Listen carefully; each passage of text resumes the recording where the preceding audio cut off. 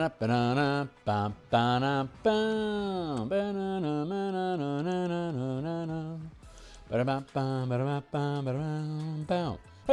what's up, folks?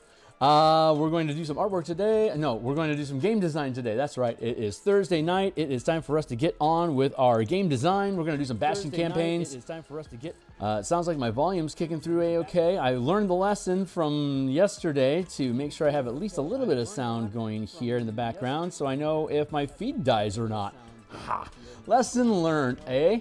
Let's see. I could probably bring down the master volume. No, the master volume's probably fine where it's at. It's the channel volume that needs to get nudged. Come on, baby. There you go. That should be good enough. I'm going to do just some quick updates here on the social medias. I'll go through my quick intro here, and then we'll get to work for a few hours.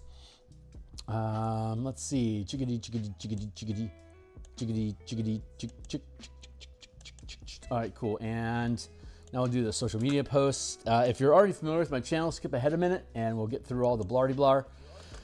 If you're not, or you're trapped here in space-time with me here now, hey, what's up? My name is Phil Kearney. I create role-playing games. I illustrate them. I publish them online, and we're creating content for Dungeons & Dragons 5e24. We're going to be publishing on the DMsGuild. We're working on a new supplement called Bastion Campaigns. A D&D 5e24 Dungeon Master's Guide introduces the concept of bastions, which is a callback to the days of yore when your characters basically would gain enough power to acquire land, build an army or whatever, and then start expanding your kingdom until you ruled the multiverse.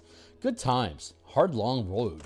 But if you can run through it all, it's pretty freaking cool. So we're bringing that back to 5e, using the Bastion system as our foundation, since that's what people are going to be familiar with that are new to the game system.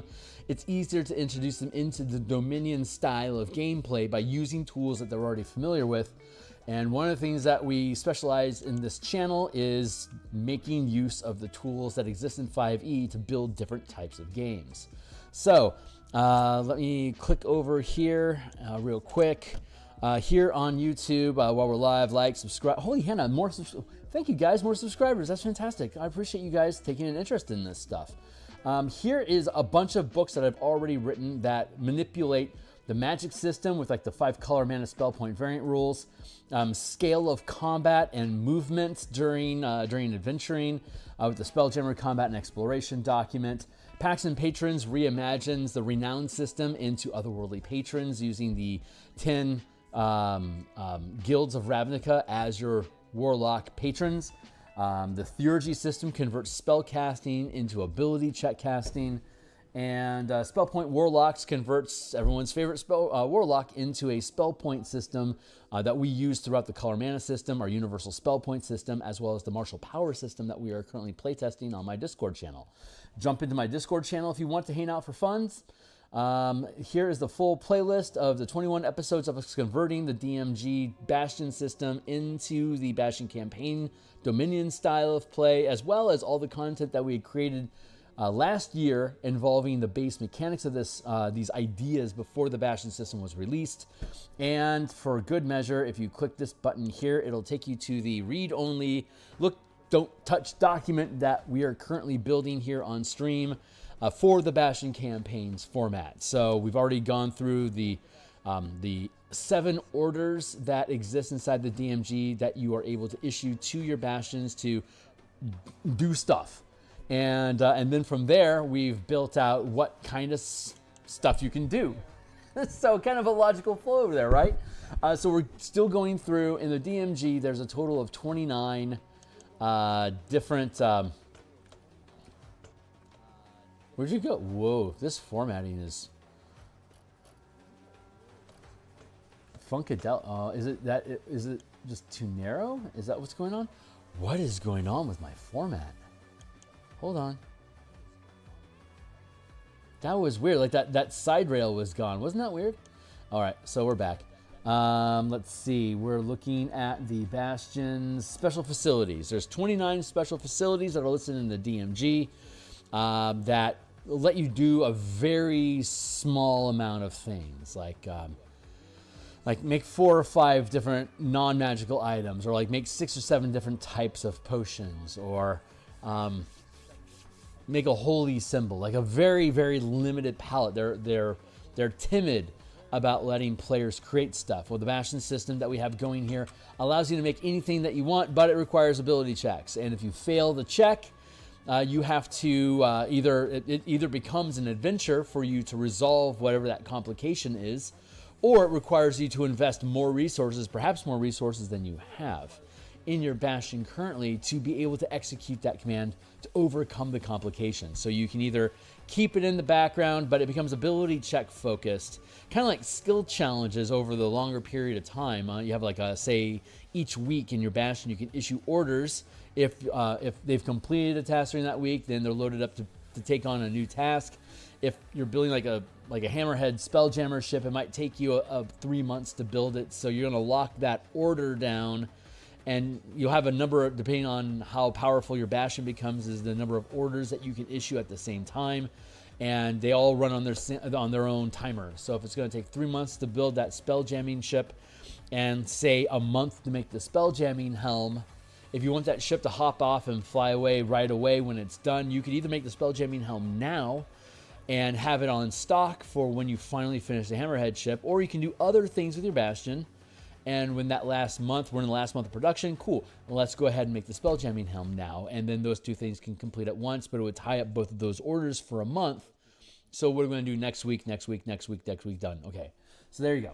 So that's the idea that goes behind it. We have complications tables already built into the document. So if something goes wrong, we can look at what's the general nature of whatever it is, that thing that went wrong. How can we resolve it as an adventure, and what kind of tasks can we assign or issue to our Bastion to overcome that complication. If you have a complication with crafting something, you can't craft something to fix it. You need you'll have a different type of order, like maybe you don't have maybe it's a recruiting issue, like you don't have a foreman who's skilled enough to be able to pull off the architecture that you want in that Spelljamming ship. Well, the natural solution to that would be issue an order, go recruit a shipwright that's capable of doing it. That's eating extra orders that is disabling the ability of your Bastion to do stuff for you. Screw something up, it's going to take more resources away from your Bastion to complete that task. Do everything right, everything just flows through like candy. If something goes wrong and you don't have the resources for your Bastion, then that is a great opportunity for you to create an episodic adventure for your characters to go on to. We'd love to give you this shipwright. Unfortunately, he's been kidnapped by, I don't know, pirates. Okay, cool. Let's go fight pirates and rescue our shipwright. Why did they kidnap that shipwright? Maybe he's making ships for the pirates, and maybe that means there's an opportunity for you to take over the pirate fleet and have a whole bunch of Spelljammer ships. So one event leads off of another. That's what you call a generative campaign, where you're going on a weekly basis of creating these events and episodic adventures that, when you tie them all together, like a good TV show, right? The first season of all fantasy and sci-fi shows are just cockamamie crap, right? They're just running all over the place. You don't know who the characters are. You don't know what's driving their background stories. You don't know who the major villains in the show are at. It's basically a kaleidoscope of different random stuff. Like Farscape in particular was great about this. Monster of the week, hazard of the week, what's going wrong with Moya, what planet are we on, what craziness is happening. And over time, as you bump into these random things and you're just doing stuff, you start finding themes that connect each other. So by the time you get into the second season, you got an idea of like who a big bad is and what some overarching plot issues are in the universe, but you're still having random stuff that comes through to keep things spicy. And by the time you get to the fourth season, like, you are in love with all these characters. They're fighting to save the universe. John's fighting aliens and wormholes. It's like the classic progression of what the hell is going on in the first season of this new show to the fourth season plus, where it's just becomes iconic adventuring. It's an amazing process, and most campaigns, when you run them from level 1 to 20, I find it starts that same way. Low level stuff is really random, and then it just starts to assemble together and connections just start to form. So you have these braids that get created that form these plot lines that, like, around level 11, 12, 13 start cementing into, this is a major problem. And it could take you the rest of the campaign through level 20 to actually be able to resolve it. Or maybe resolve it like around level 15, but now there's all the fallout from it, so you have to tie up loose ends and settle grudges with people until you're able to capstone the campaign, close it off, and change the world. So those are the ideas. And this Bastion system, the Bastions that the DMG presented was like a baby step into that world. So this is trying to be able to take your hand, if you aren't familiar with that concept, and lead you into it, empowering the characters to pretty much do whatever they want, and to give the DM the tools needed to be able to say yes but, or no and so you can guide them through that process and have some tools in place to help you do it. So that's the premise. That's the grand goal of the book. I've been DMing since 1987, so I feel like I might have some cool ideas to share about this. And if everything goes smoothly, this Bastion system is just going to curve right into those ideas mechanically.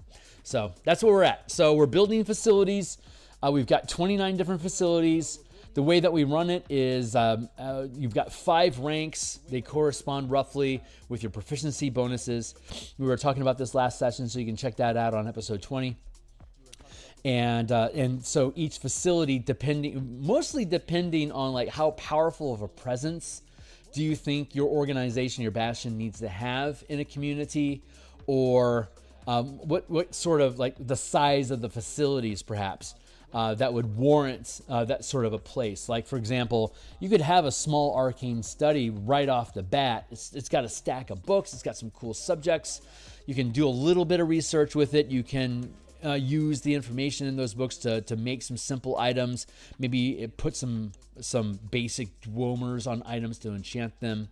But as you like an archive kind of implies like a vast store of knowledge. So you have to be at least second rank to have enough resources in your Bastion to warrant a title like Archive. And it dives deeper down the rabbit hole that Arcane Study does, with deeper research and more powerful enchantments.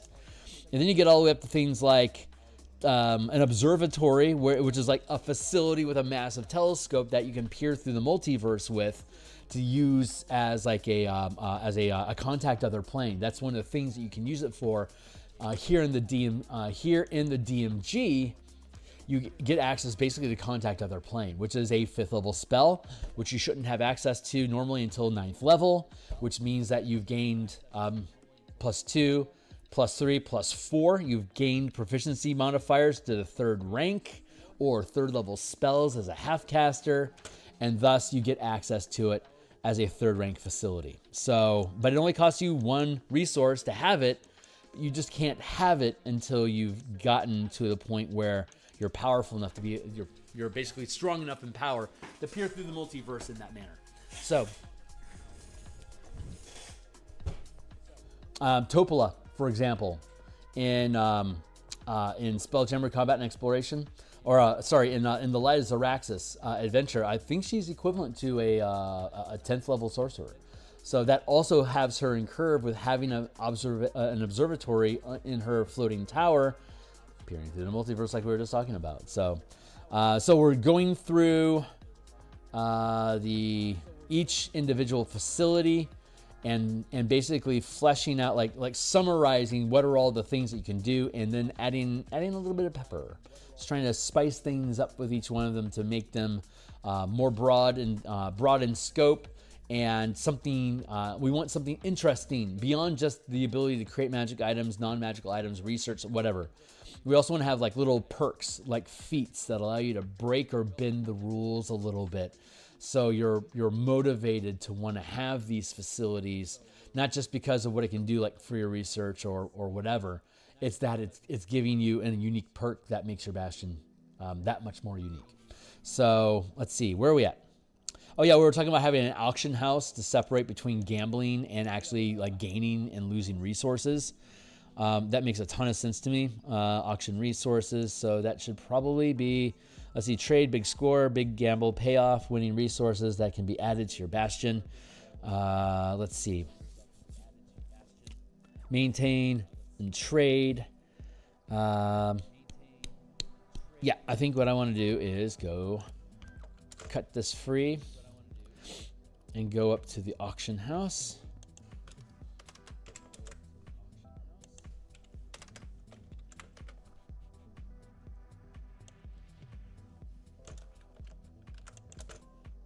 So this is what we'll be doing for the next couple hours, basically taking these things and fleshing them out. So if this catches your interest, you are most welcome to join me in chat and shoot the shit. Otherwise, let's see, increase the rank in one order. Let's see what orders we can increase our rank with. I think we have auction house listed here. Yes, we do. Maintain and trade.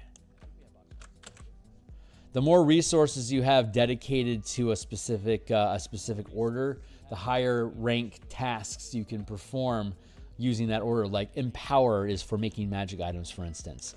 If you want to create if you want to craft, if you want to empower, if you want to create legendary magic items, you must have 5 ranks in Empower, which means you need to have at least one facility that can empower stuff and push it up to 5th rank. And then it's a matter of, or you could have 5 different facilities, all of which have 1 rank in them each, but all together they contribute to the culture that your Bastion has of being able to empower.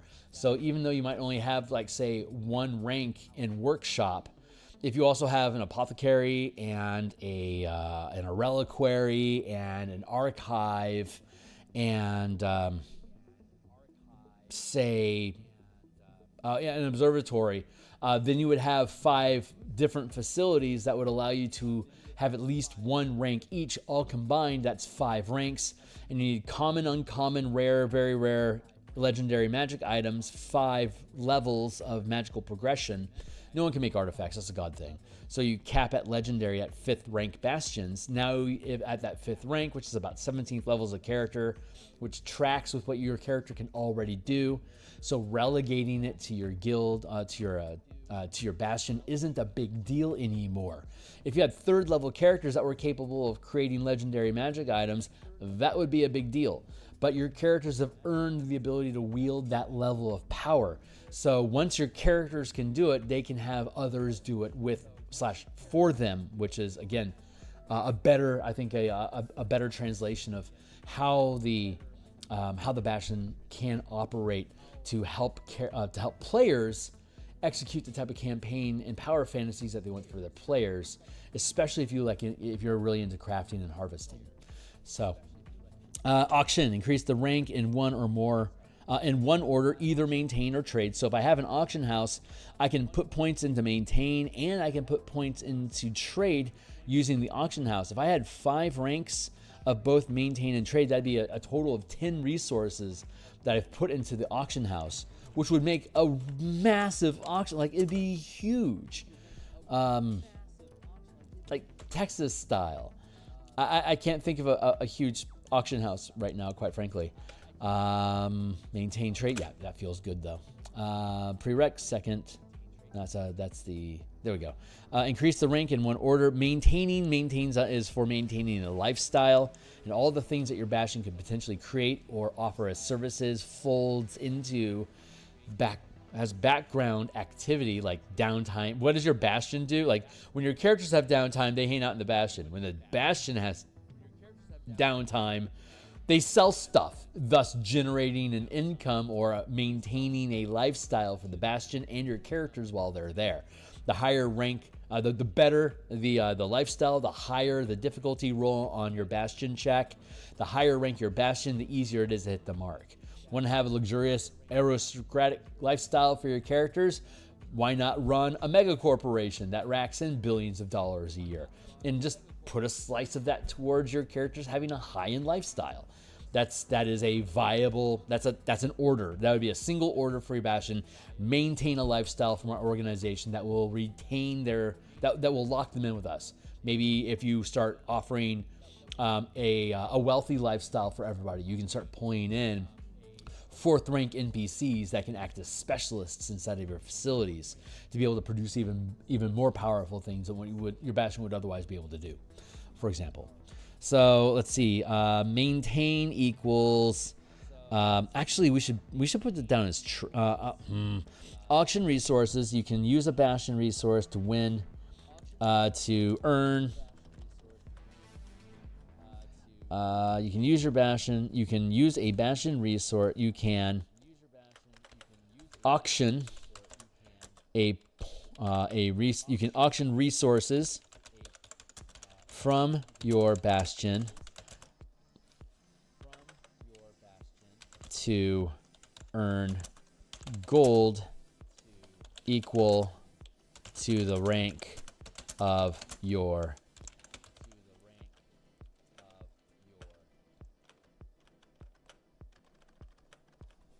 to earn gold. Oh, we could do it that way. That's interesting.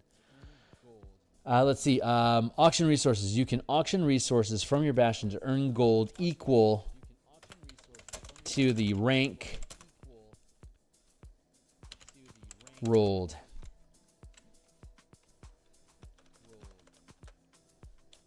The rank of facility determined by the DC rolled. So here's a different way to approach this instead of just gaining flat out cash. So going back up to the top of our document.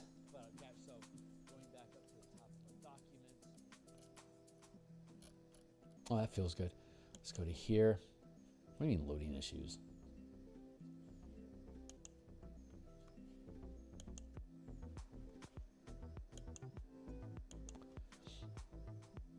Yeah, okay, these are all the same. And then I want to...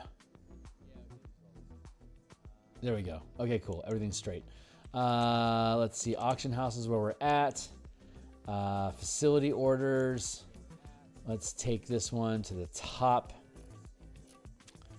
When we're looking at our rank of our guild, of our Bastion, if you have 4 resources in your Bastion, you're second rank, period. If you have 9 resources, you're third rank. 16 resources, you're fourth. If you have 25 or more resources, you're fifth rank. The cost to purchase a resource outright is scales with the rank of your Bastion. So very cheap for 300 gold, you could get 3 resources in a Bastion right away. Like 300 gold for like a shoe shop, you might get people to sell for that. That might be a good deal. If you want to advance to 4th rank, you have to spend 1,000 gold. So you spent 1,300 gold so far.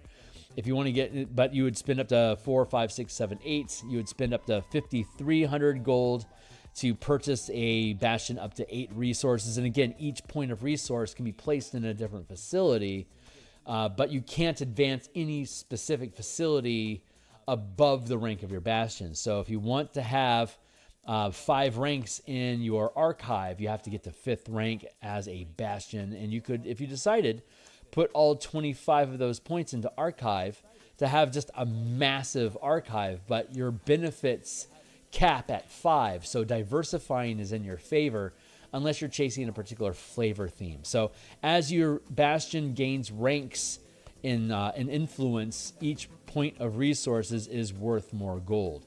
We could go back into the auction house, and if the DC is 0, you lose the resource. If it is 10, 15, 20, 25, and 30, the idea would be 5th rank. It'd be 5th rank, 1 million gold. Here's 4th rank, 100k gold. 3rd rank, 10,000 gold. 2nd rank, 1k gold.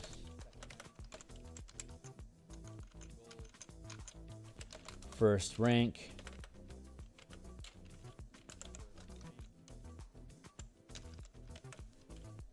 100 gold. Maintain auction resource. You can auction resources from your Bastion to earn gold equal to the rank of facility determined by the DC rolled. You cannot earn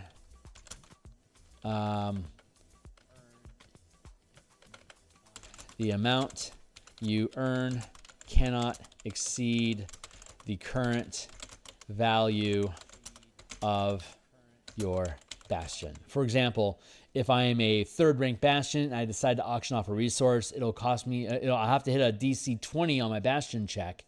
And if I do, since I'm 3rd rank, 1 resource is worth 10k gold. I then lose that resource, and instead I now have 10,000 gold. This comes in at 9th level. 9th level, 10,000 gold isn't that big of a deal anymore. And it really gets ridiculous at the high end. But here's the catch. That DC 30, that's really freaking hard to hit. You might be able to hit as a 4th rank guild, but you're probably going to miss it. You only have a 1 in 4 chance as a 5th rank guild, a 5th rank bastion, to even hit that DC 30 yourself.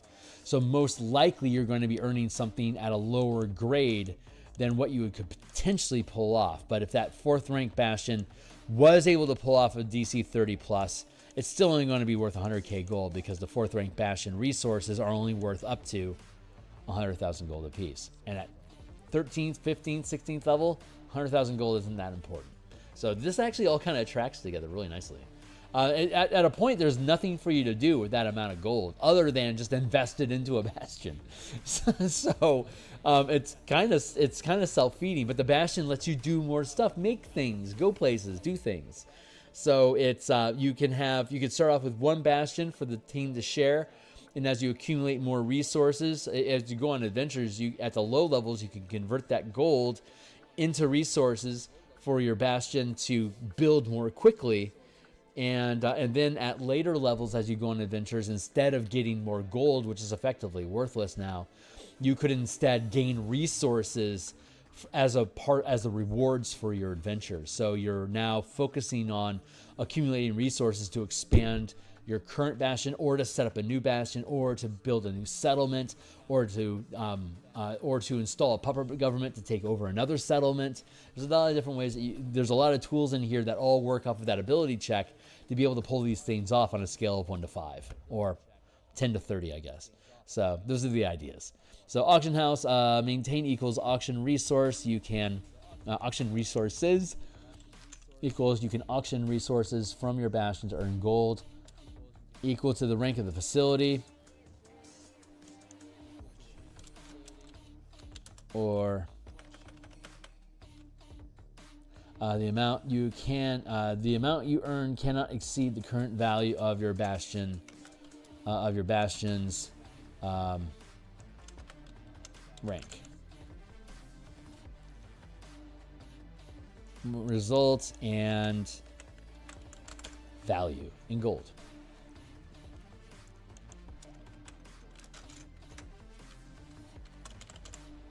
That was easy. Just press a button. Let's go. Let's see. Yeah, that actually was very easy. So now we go back to the gaming hall. This is resolved. Increase the rank in 1 order. Yes, we should. Gaming hall equals gone. Let's see. Trade. That in the auctions, that should be trade.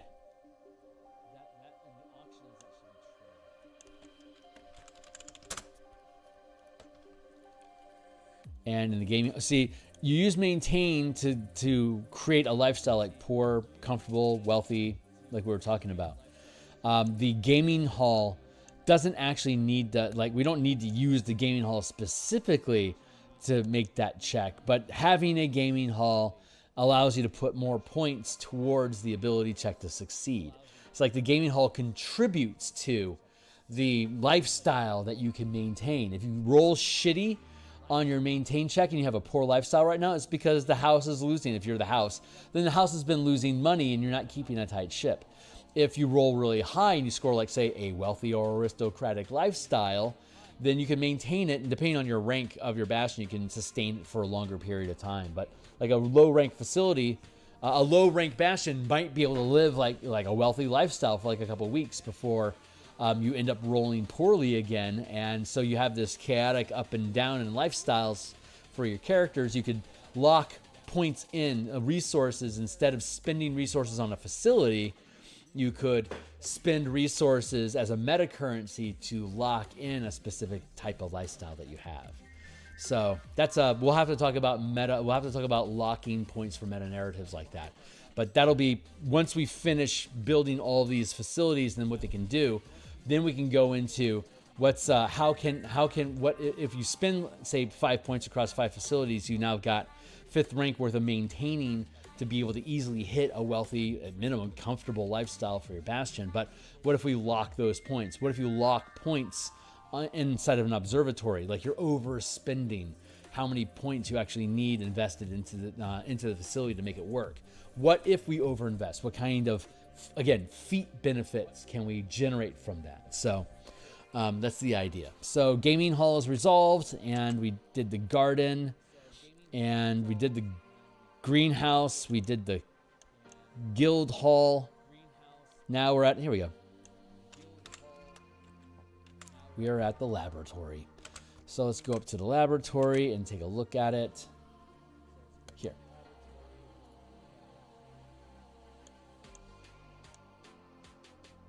Craft and power research. Craft and power research.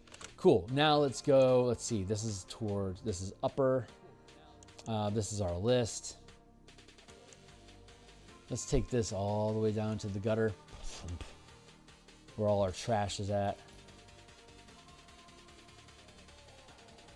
That's too loud. But I think I want to blame the music.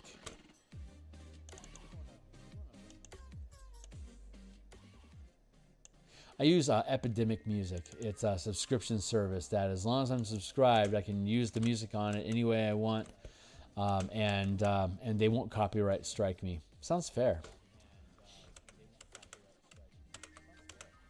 Oh yeah, here's a bunch of book covers of all the stuff I was talking about down in the description when we started the stream. Check them out. I do all my own art. If you want to check out me making art, I do that Monday through Fridays in the mornings. I do a design stream Thursday nights, Saturday mornings, and 3 out of 4 lunches in the week: Mondays, Tuesdays, Wednesdays, and or Fridays. Just depends on which day. It just depends on what my work week is looking like for how I can invest my time with you guys. Here, laboratory. That's what I'm looking for.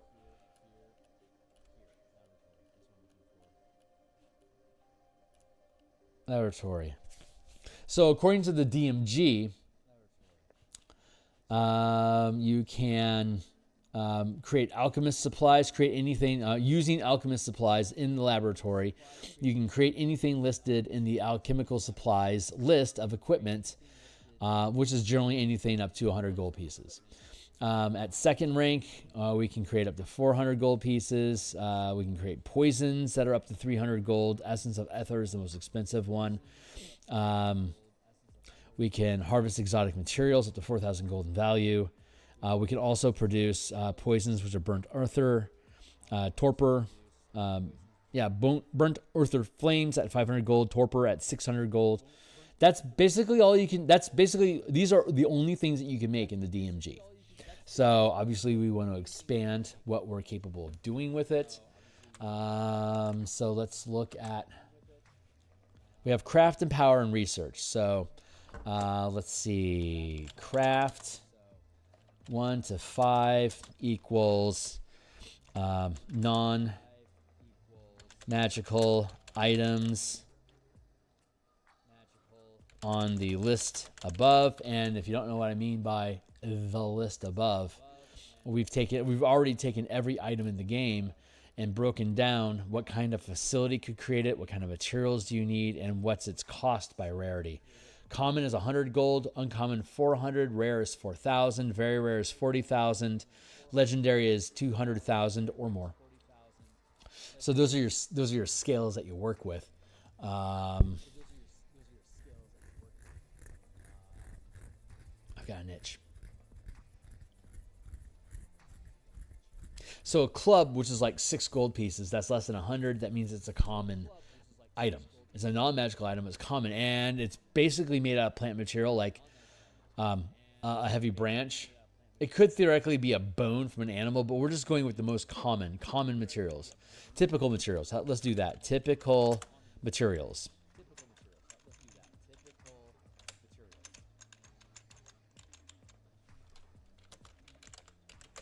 Let's give it a bit of animal, because it could be like a thigh bone of a brontosaurus. Who knows? So the facility, like for making a club, it could be plant or animal material, bone, stump. It's easy to make, it's common, and if you have an armory, you have the tools that you need to be able to whittle it in shape. We're generally just leaving weapons with an armory, or if they're metallic weapons, a smithy. That seems to make the most sense. It's easy to do.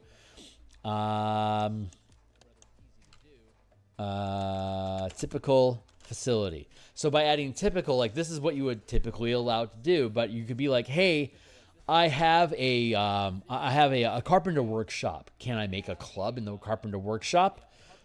DM has the right. Of course, that just makes sense. Go ahead and do it. You still have to make the ability. See, here's the thing. You have to make the ability check. If you have a facility that the DM agrees, yeah, you could probably make that thing in that facility. It's still going to require an ability check. And you still have to have enough accumulated, like the crafting order. Anything that's non-magical is just a craft order. But you have to be in the right type of facility to issue that crafting order. So if you don't have the right type of facility, you could say, hey, I don't have that, but I have this garden. Would I be able to like maybe find something that would be suitable for a club? Then your DM could be like, that's not appropriate. Let's have you roll with disadvantage. Or there's no way, like, I want to make a club out of stuff in a laboratory. It's like, I don't see that happening. So try again. Try something different. So you have those 3 degrees of yes, as preceded, unlikely, disadvantage, or no, that doesn't make any sense. Like, I want to make a club and I'm in an observatory. What are you going to do? Use the telescope? I guess you could, but you no longer have an observatory. You now have a broken telescope. So if that all makes sense, cheers. But yeah, we already have all the gear broken down, so you can see as we work our way down to more and more exotic material, like a brewer supply. You would probably find brewer supplies in a laboratory. That just makes sense. Hey, I'm going to steal a bunch of these beakers, this burner, this yeast thing. Let's go. You can see again, let's see, where's some other cool laboratory stuff? Disguise kit. Like you can make like a rubber nose out in your laboratory to have the fakie on, for instance. Laboratory for making an herbalism kit. That just makes sense that you would have the tools that you would need in a laboratory to do so. You can make like a magical water drop, and then there you go. Laboratory for poisoner's kit. That also totally makes sense. And then we start looking at actual antitoxin in a laboratory, but you can do it in a greenhouse and garden as well. These things just kind of make sense, right? So that's why it's typical. And when we have this built, we're going to provide as a download document a spreadsheet with all this stuff in it.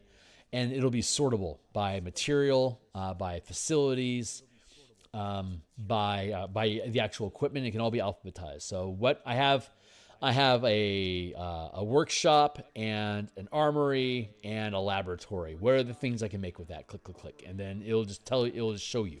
So that's what we'll be building. And I feel uncomfortable in my chair again, so I'm going to shift my seat.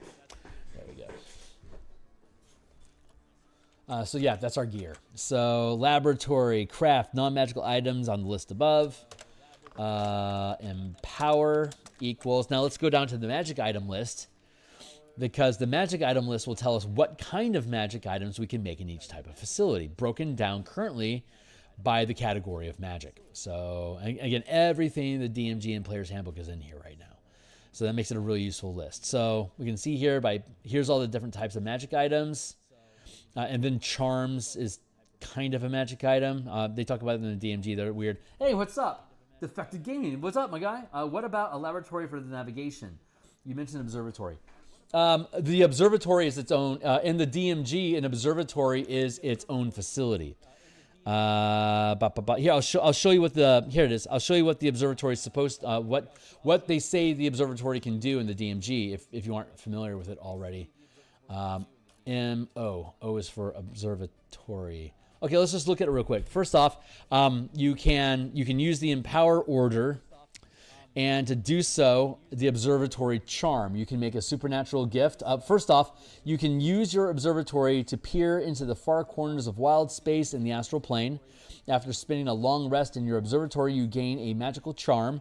See supernatural gifts in chapter 3. Supernatural gifts are one-use magic, spells, one-use spells that are basically dwomered onto your character that you can just trigger at any time without having any need of material components, kind of like a psychic effect. Or it can be duplicating the effect of any potion that your character would be able to drink.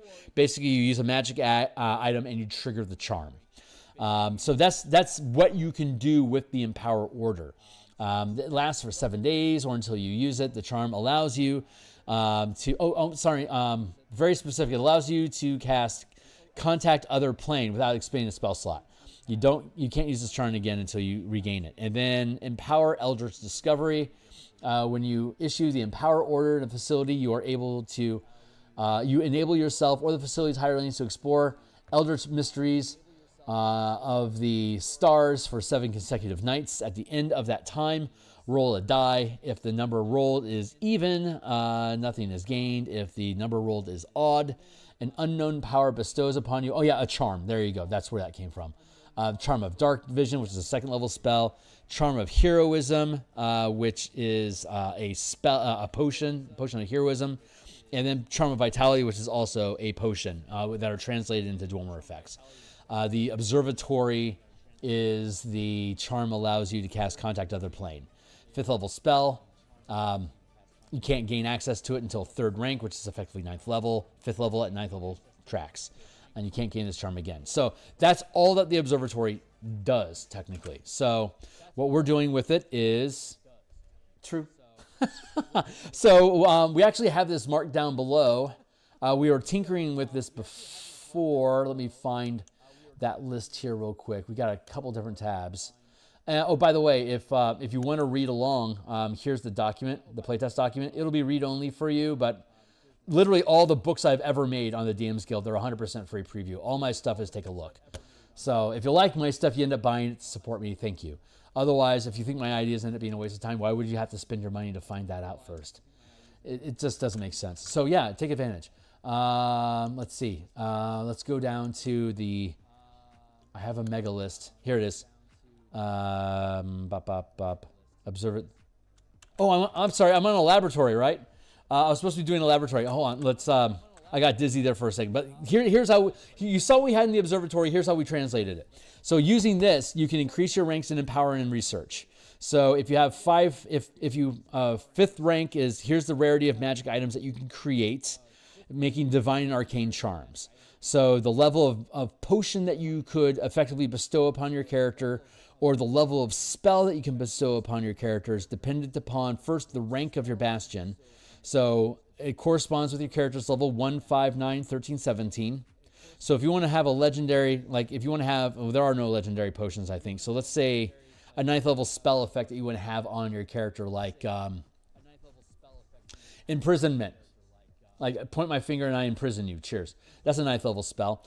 You could throw that onto your characters. You'd have to basically make a DC. Your bastion check is a D20 test. It's D20 plus the rank of your bastion, and then plus either using proficiency dice, either a D4, D6, D8, D10, or D12. So if you're 5th rank with a D12 rolling, you'll have a range of 7 to 37. You have to hit a DC 30. If you fail that check, nothing happens. Or if you'd rather, you could play it that you don't know what charm or arcane effect you're going to get. You could request one and hit the DC, and if you fail, too bad. Try again next week. Or if you just leave it to the gods, you could just roll the check, and whatever results you get is the DM chooses, kind of like when you use the divine intervention now as a cleric, right, to ask your god to give you a spell effect. The DM chooses which spell effect you want to have happen, and then blip, it happens. This basically creates an ability check system to gamify the divine intervention feature that the clerics have. So you could throw the D20. I only got a 15, so I could have any kind of a spell effect that the DM thinks is going to be useful on the next adventure that you characters say that you want to go on. Well, if you want to bless yourself before you go, then give yourself a divine charm. It'll be a 2nd level or 3rd level spell that you just have on tap anytime you need it. The DM thinks that this one's going to be useful. Maybe you have to fight giant crabs in the sewer. Well, maybe having a water breathing effect available would be useful. I bestow this charm upon you for the sake of the game. You now have a water breathing token that you can trigger anytime for you and your team, for instance. So, and then there's also research, and the way that we break research down is that the higher DC that you roll, the more questions you can ask in your contact other plane effect. So you can always, it's not, to them it's a coin toss, right? Coin toss, whether you can do it or not. The way that we do it is you'll get, as long as you can roll a 10, you'll get something. The higher you roll, the more questions you can ask. So that's a really easy way to structure it. And then also with research, by peering through the multiverse into wild space and the astral plane and beyond, you can gain a level of familiarity with a location that you would want to fly your spelljamming ship to. And here's the DCs. So if you just do your random roll, or you have a specific target in mind, this is actually useful for teleportation and plane shift. If your DM uses the teleportation circle, the teleportation mechanics for plane shift, where the more familiar you are with your destination, the more likely you are to hit it. And these are the levels of familiarity. Very familiar is not on this list because you can't gain very familiar level of familiarity unless you actually visit it first. So that means you have to go explore it. But this is a fun trick. Check this out. Let's go to my Spelljammer exploration book. What's up? I have about $1,000 of DD used. Right on. No one's asking you to buy anything. Just if my tools are useful, cheers. We go here. Nope, wait. Let's go to the free preview. It's a 107-page document. All 107 pages are available for you to check it out. Let's go down to, I could press the exploration button for traveling the astral plane, but instead I'm going to brag and click on the exploration button, and it takes you to the exploration chapter. I do all my own illustrations. I build out my own PDFs. I do my own layouts. I hire an editor, but the rest of the stuff I do myself. So I can make really fun little navigation tools inside of the PDF. But checking this out, we can go down to traveling the astral sea. The more familiar you are with a location, the faster you can get there. Let's see. Here we go. Time spent. So if you're very familiar with a location, which you can't be through an observatory, but if you were very familiar with a location, you could fly there through the astral sea in D6 days, on average 3. If all you have is a description, it's 40, 12 days, or 25. So a fun thing using this system is you can become a wayfinder, or like a really good merchant is very familiar with a lot of different locations that has a lot of commerce traffic. So the advantage is you can get materials back and forth between different locations very fast. The true power of the arcane. I actually have a video about this. If you check out my video tab, I think it's called The True Power of the Arcane. The thing about the arcane species is that it's a hive mind. So if one arcane knows something, all of them know something. So if one arcane is very familiar with a location, all of them are. And it's a very ancient species. Almost all of them are familiar with almost anywhere you can think of. So mercanes, or arcanes, however you want to call them, can pretty much literally get anywhere in the multiverse in D6 days. You are very familiar with where you were born, so you can always get back home quickly. But maybe you've only heard of the Astral Citadel, or the Ethereal, the Radiant Citadel. Right, maybe you only heard of it. So if you want to venture there, it'll take you 40, 12 days to get there. But if you want to get back home, it'll only take a D6. So you could use your observation, you could use your observatory to hit a higher degree of familiarity. Hey, let's check out the Radiant Citadel. I roll my dice. I roll a 17. Cool. It's effectively, I viewed it once. I gathered some information. If I want to fly there, I'll take 3D10 days to get there. If I stare at it long enough, I'll eventually hit Seen Casually. I'll be able to drop it down to 2D8 days.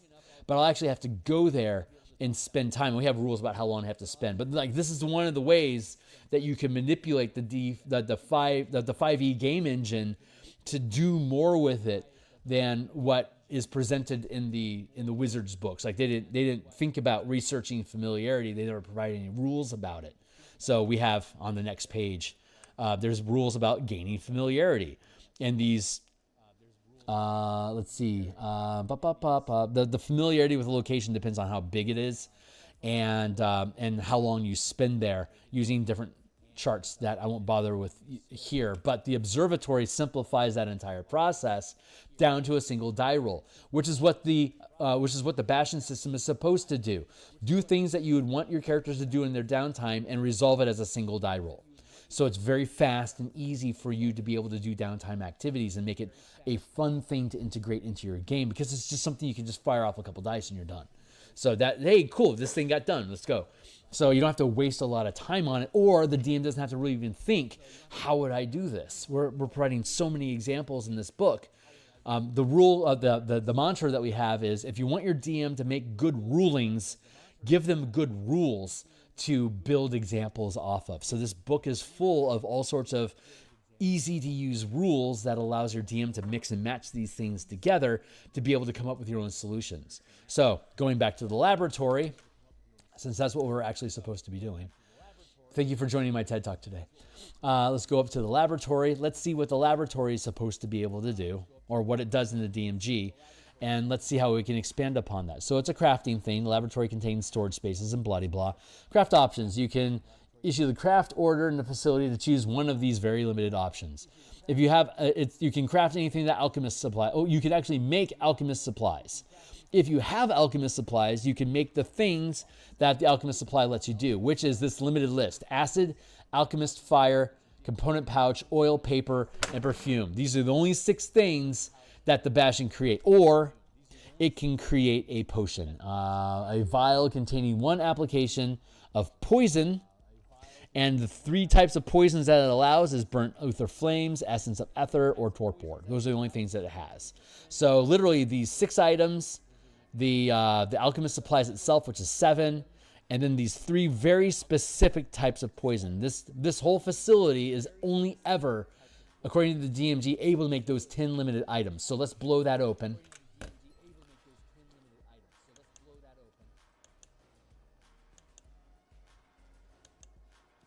There we go. No, wrong list. I see text. I will catch up with you in a second. Again, all the things that we can possibly... We went through the entire DMG and PHP. I think it was around episode 4 of this stream. So you can go back and check episode 4. But we literally went through everything in the DMG and the PHP and broke everything down. Like a disguise kit. Like you could feasibly like make a rubber nose in a laboratory. That's your disguise kit, right? So, what are we talking about? How much do... subscribe, like and subscribe, hit the bell icon, blah, blah, blah, blah, blah, all that stuff. And if you want to, join my Discord channel down below and sharpen your knives with me when you have fun. But yeah, we have all the things that a laboratory can do. So let's go down and look at the magic items that a laboratory can do.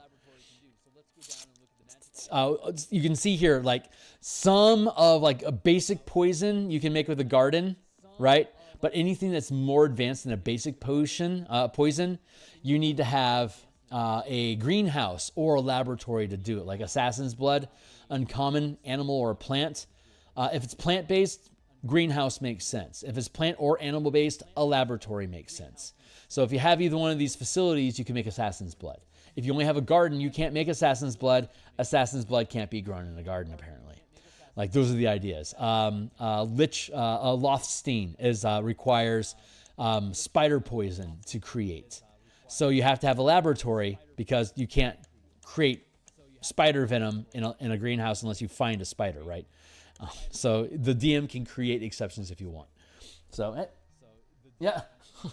Right on, man. Well, then, I'm glad to have you.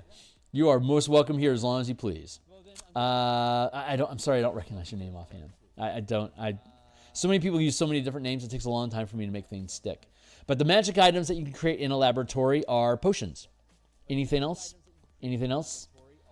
By default, no. And again, we were talking at the front end of the master list. These are the typical facilities, like what you could typically need. The DM can always override you. Like, yeah, it makes sense you'd be able to make it in that thing. Or be like, no, it doesn't make sense I can make it in that thing, so you have to roll with disadvantage. And it makes it that much more difficult to succeed at the task, which creates a complication, which generates a possible adventure for you. So there's that. Laboratory. There we are. Empower equals create magical potions. Rank equals rarity. Again, common, uncommon, rare, very rare, and legendary. Rank 1, 2, 3, 4, 5. Very simple. Bump. There you go. As long as you have, again, it's the empowered task. Laboratory provides empower. A greenhouse can also provide empower.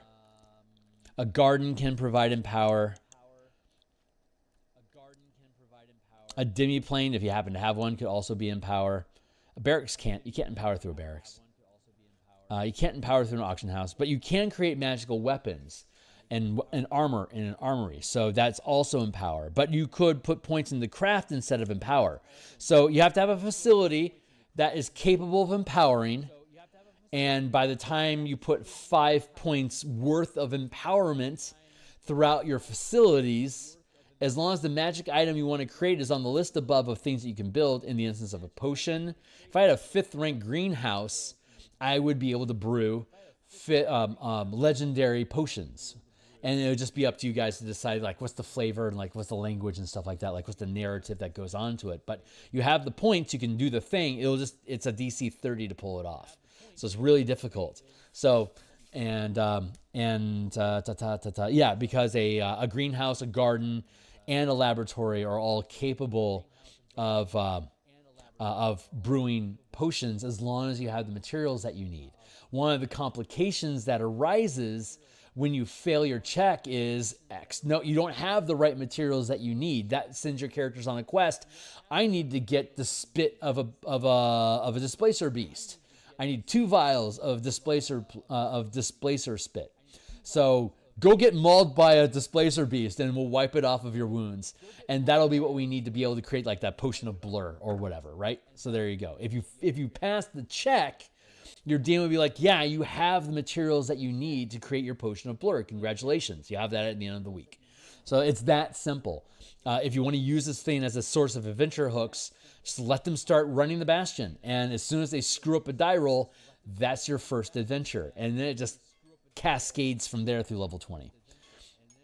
Hey, timely timer. It's time for me to take a sip of water.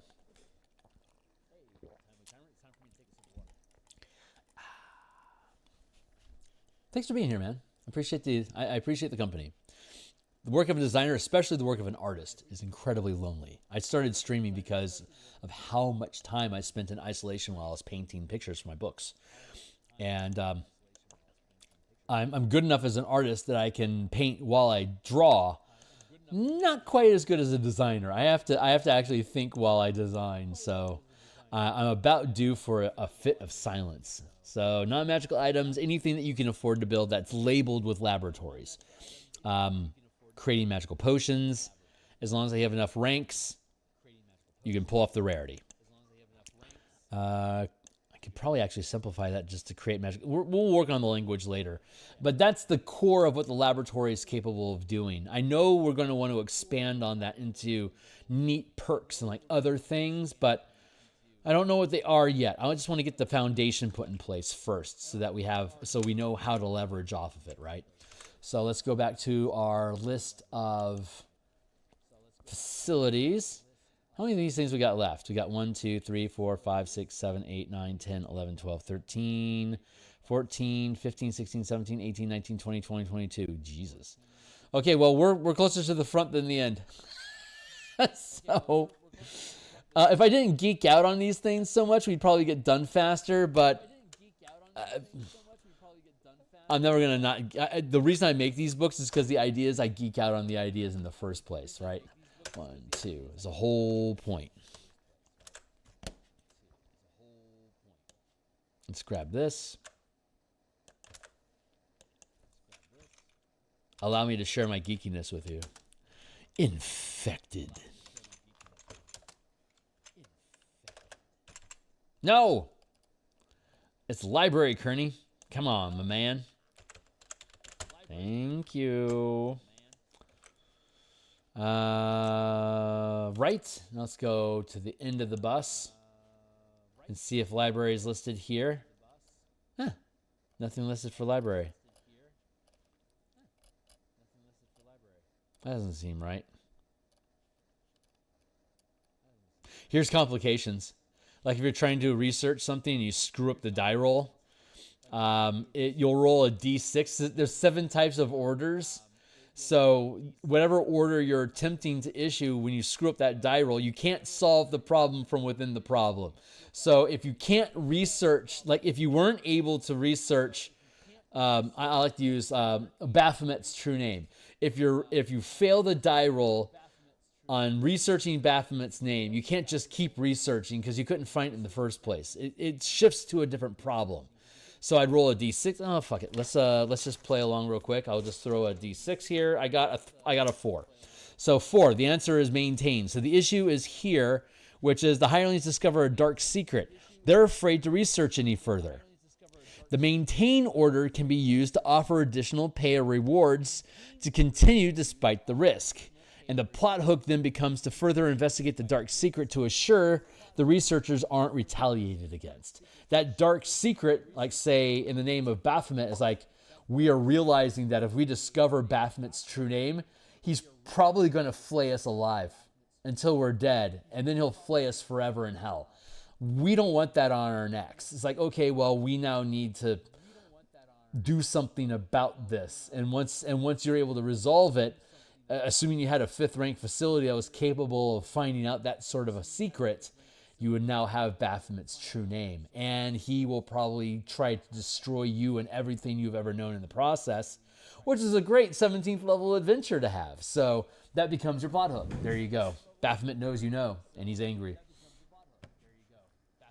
Hey, a lot of this is an Acquisitions Incorporated campaign. Yeah, I died.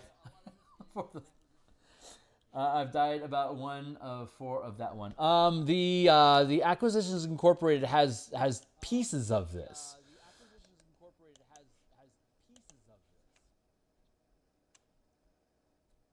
Let's go take a look at it real quick.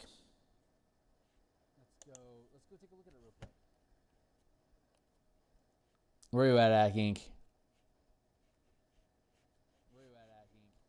Show me your face. There you are.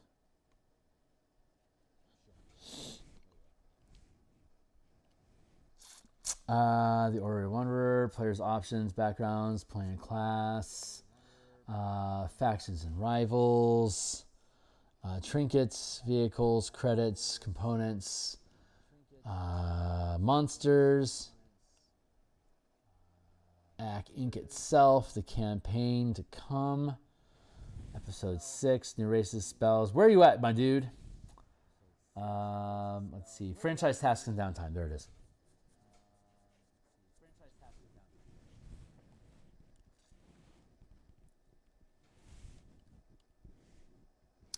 Talked about the player's handbook and the DMG, downtime to activities, allow the players and DMs to make breaks and do stuff, blah, blah, blah. Franchise tasks between adventures, ongoing activities, selecting franchise tasks. For example, a rank 2 franchise can undertake 2 concurrent franchise tasks.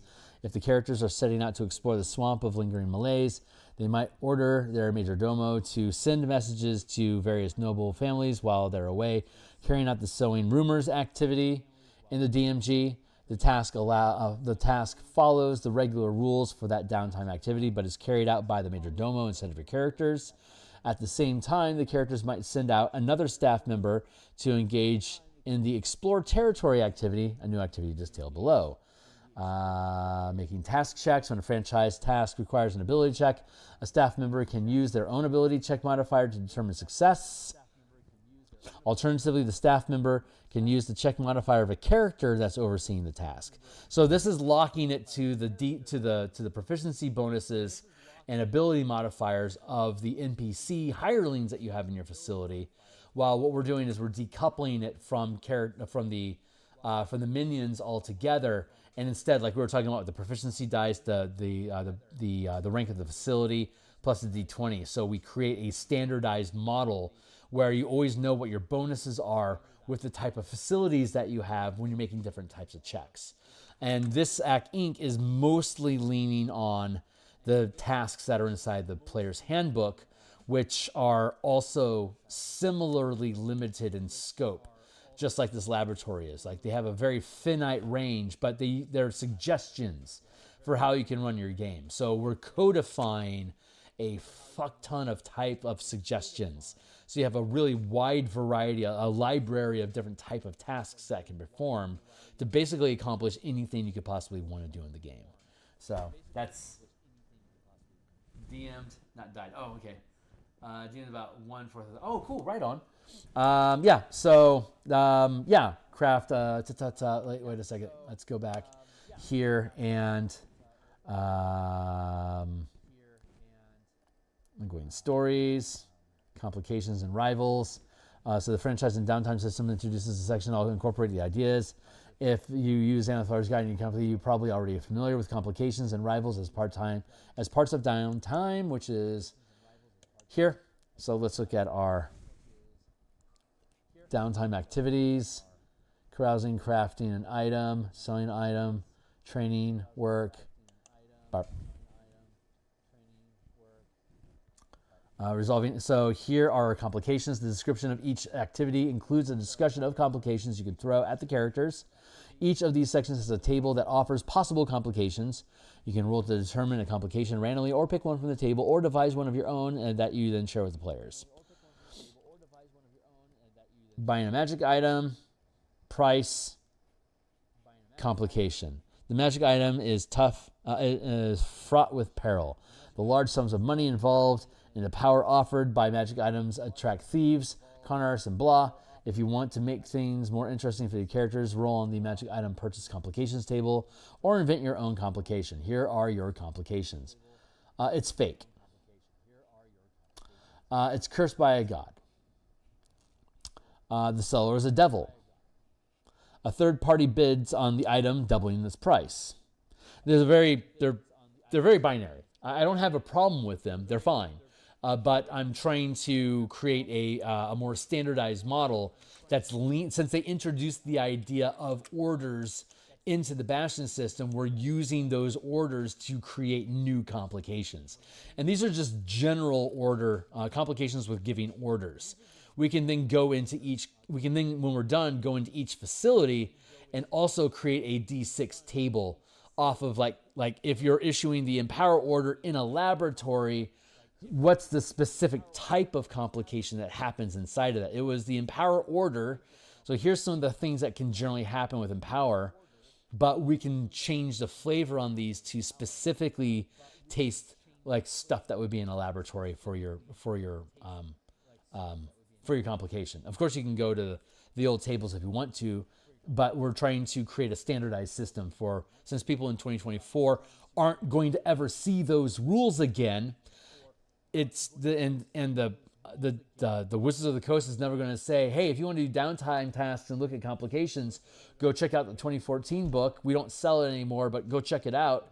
That kind of breaks that. They don't do that. They just don't do that. So I'm creating something that's contemporary using the 5e24 rules, because in the next 2 years, none of the new people that are coming into the game are going to even know what the 2014 books were like. So we're trying to stay future-proof while also creating a more omnibus sort of system. So yeah, you're absolutely right. Act Inc. touched these ideas. Xanathar's Guide touched these ideas, but we're just trying to, that's what we do. We take an idea that exists inside of the game, and then we create mechanics around it to standardize it, to make it something that's a predictable model that the DM can now use to be able to fabricate your own tasks, your own complications, your own facilities, your own difficulty checks for the tasks for the die rolls that you can make for issuing orders in your Bastion. So it's kind of a toolbox, campaign primer, and how-to guide for your DM to run those type of Bastion forward sort of campaigns. So all the adventures that you have with this are the result of failures in your in complications that created. Those are what are generating the adventures. So that's the idea. I know it's not original. but I don't see anyone else doing it. So here I am. And that's how I love to run my games. So I love running games this way. I've been running an Asteroid Belt, an Eberron Spelljammer campaign for about a year now, using this idea. Different complications, different orders, but the same model of the same type of game, the same type of idea. So then they came out with the Bastion system. Obviously, I've been running my game longer than the Bastion system have been out. So now that the Bastion system's out, I'm like, all the stuff that we've been doing works with the Bastion system, but I have to rebuild it so it actually works. Just like the mass combat system and the vehicle combat mechanics that I built before Spelljammer came out. Then Spelljammer came out, and like, wait a second, all these mechanics that we've already been using in our Descent into Avernus campaign can work in Spelljammer. We just have to change it a little bit. Hold on, let's tweak it, and then I made a book. So, same idea. What's up? What's in on your body horror space opera? What's up, Francois? It's good to see you, my guy. Nothing is original. That's not what I was saying. It's just reminding. Oh yeah. No, but I love that Inc. I think it's a cool book, and yeah, that and thanks for the assurance, by the way. Adam Hancock's DMsGuild book, Balrog's Guide to the Kingdom Building, is like adjacent to, like, a step sideways from what ACK Inc. was doing. And Adam was my editor for the Spelljammer book. So he was fine with me, like, yeah, go ahead and tinker with whatever you want. Have at it. Hopefully when I get this built out, he'd be willing to bundle Balderon's with my book. But we'll see. No promises. But yeah, thanks for the assurance. But it's important to me that I don't try to claim that I'm the inventor of an idea, because I've been doing this for 37 years. I've seen every edition of D&D and God knows how many RPGs. It's difficult sometimes to remember where ideas came from. Yeah, so cheers. I appreciate the opportunity for me to hold myself accountable. Library, increasing rank in one order, empower and research. And let's see, let's go down to, why am I looking at you? Oh yeah, that's right. Bop. Where was it? Okay, this is at the front of the book, so let's put that there. This is most relevant, front of the book. I've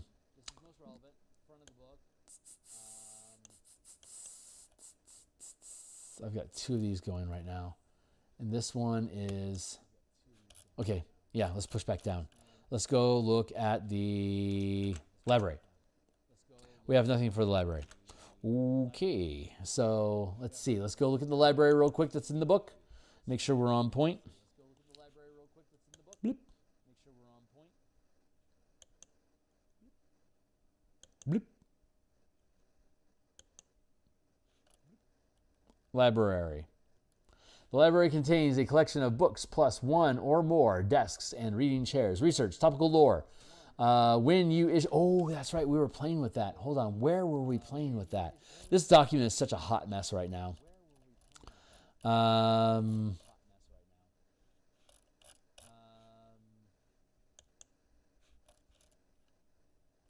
Let's go up, and we were looking at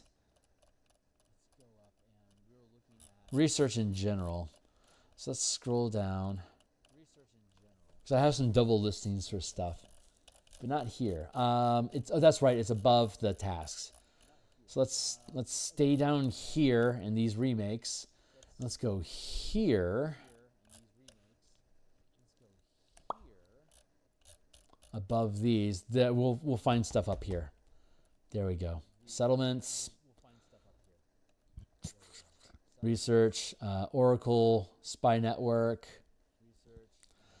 recruiting. These are different orders that we're issuing. The research order as an Oracle, Bastion gains the benefit of legend, lore, commune spell every week. Like, that's a feat effect, right? So we can insert this when we're done deconstructing everything. We can take this Oracle idea, and like we could drop this legend, lore, or commune spell every week. Like we could drop that into like the library or the archive or something like that. Where did we have research? No, I guess not.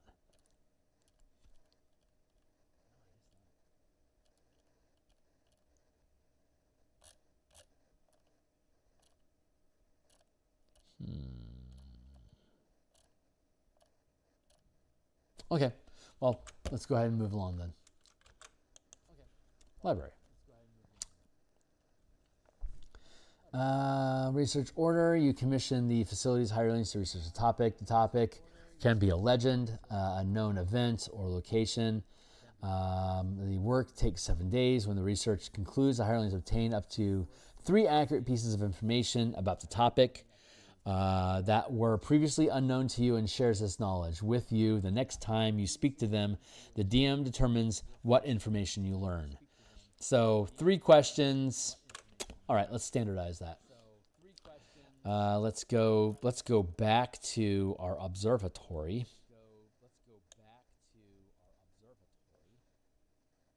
Like we could theoretically do all the things that the observatory can do in researching, and either as gaining familiarity or contact the other plane. We could do all that stuff, like effectively. Like when you're using the observatory, you're peering into the depths of the multiverse to contact other plane. But in a library, it could just be, yeah, you've got books, and if you roll high enough, your books have all the information that you want. You can ask up to X questions.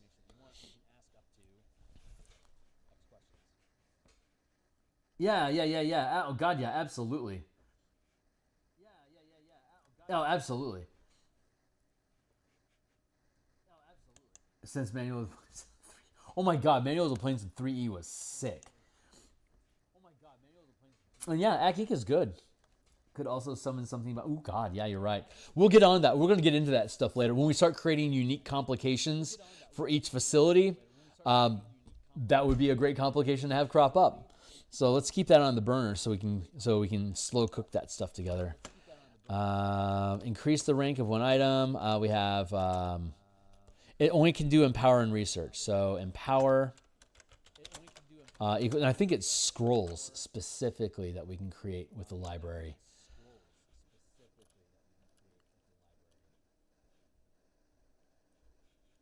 Looking for the library for scrolls. Nope. Yep. There you go. Power equals create magical scrolls. Rank equals rarity. And then research equals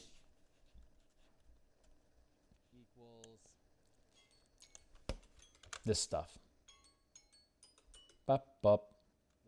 It's redundant right now, so what we'll probably end up doing is like making we'll probably take all of this and grind it into the research action up top. So what I'm trying to do right now is basically quantify all the what each of these facilities that have these orders that they can be issued, what do those orders do? So like right now we're finding the commonality among research for the contact other plane effect, and we want to give them clever names, and a library is first rank, right? Yeah, first rank. So like we're finding the commonality between the contact other planes and the improved degree of familiarity with destinations. These are things that are standardized. So if we see them cropping up more than once, we should think about at the top of the orders, like you could use the research action to gain a contact other plane effect for a topic. You can use the research action to gain a degree of familiarity with a location that you want to travel to. Those are two pretty much common things that we can do with research. And those are basically the 2 ways to express research. There was also the gain a bonus. God, where was that in the archive? The archive has the 3rd. So maybe we need to grab the archive thing instead. Let's go down to the archive. And here we go. Increase empower. For each resource placed in archive, empower characters gain advantage when taking. This shouldn't be empower. This should be research. And the empower action here, empower equals 1 to 5 equals create. What are the magic items that we can create with the archive? Holy shit, all sorts of stuff. Scrolls. Oh, maybe not. All right, the only thing you can make in archive is scrolls, just like with library. Okay. Create scrolls. Rank equals rarity. A search for each resource placed in an archive. For each resource placed in the archive,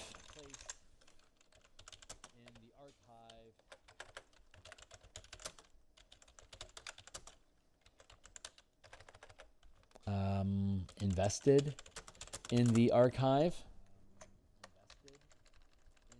Characters gain advantage when taking the study action at your bastion. Choose one skill for each point. 1, 2, 3, 4, 5. There you go. Intelligence, Arcana, History, Investigation, Nature, Religion. So that's a third use of research, giving you advantages. So let's go to the library, and for research. Marsha.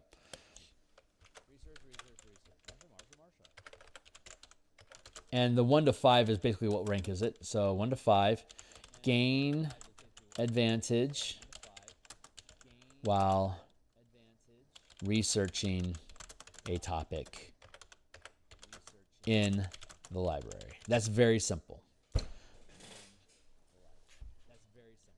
That might be too universal compared to what we have up there.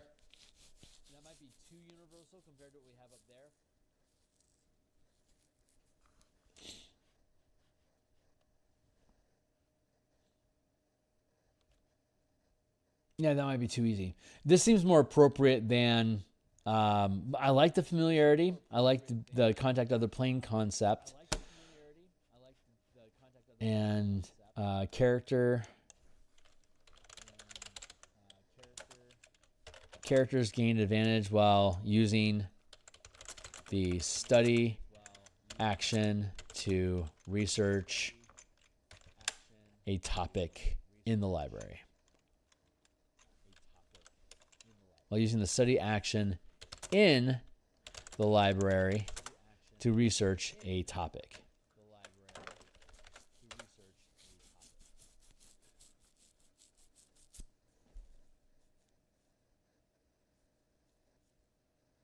Let's do that differently. Characters gain... Ooh, let's do it this way.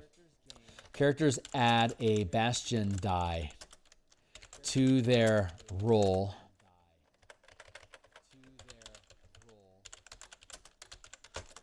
while using the study action in the library to research a topic.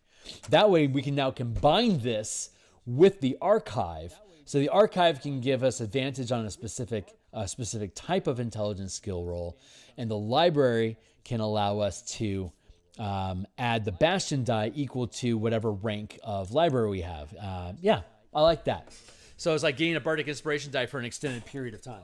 That actually jives. So now we actually have 4 mechanics that can lean into researching. So we could compile those all under the research, the research order now has its own life.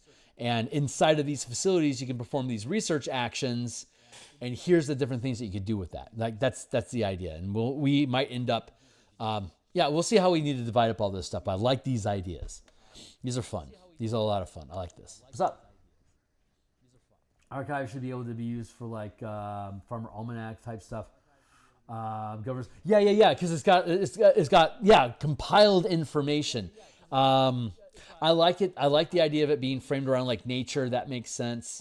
The different ways that we already have it organized, like Arcana, nature, history.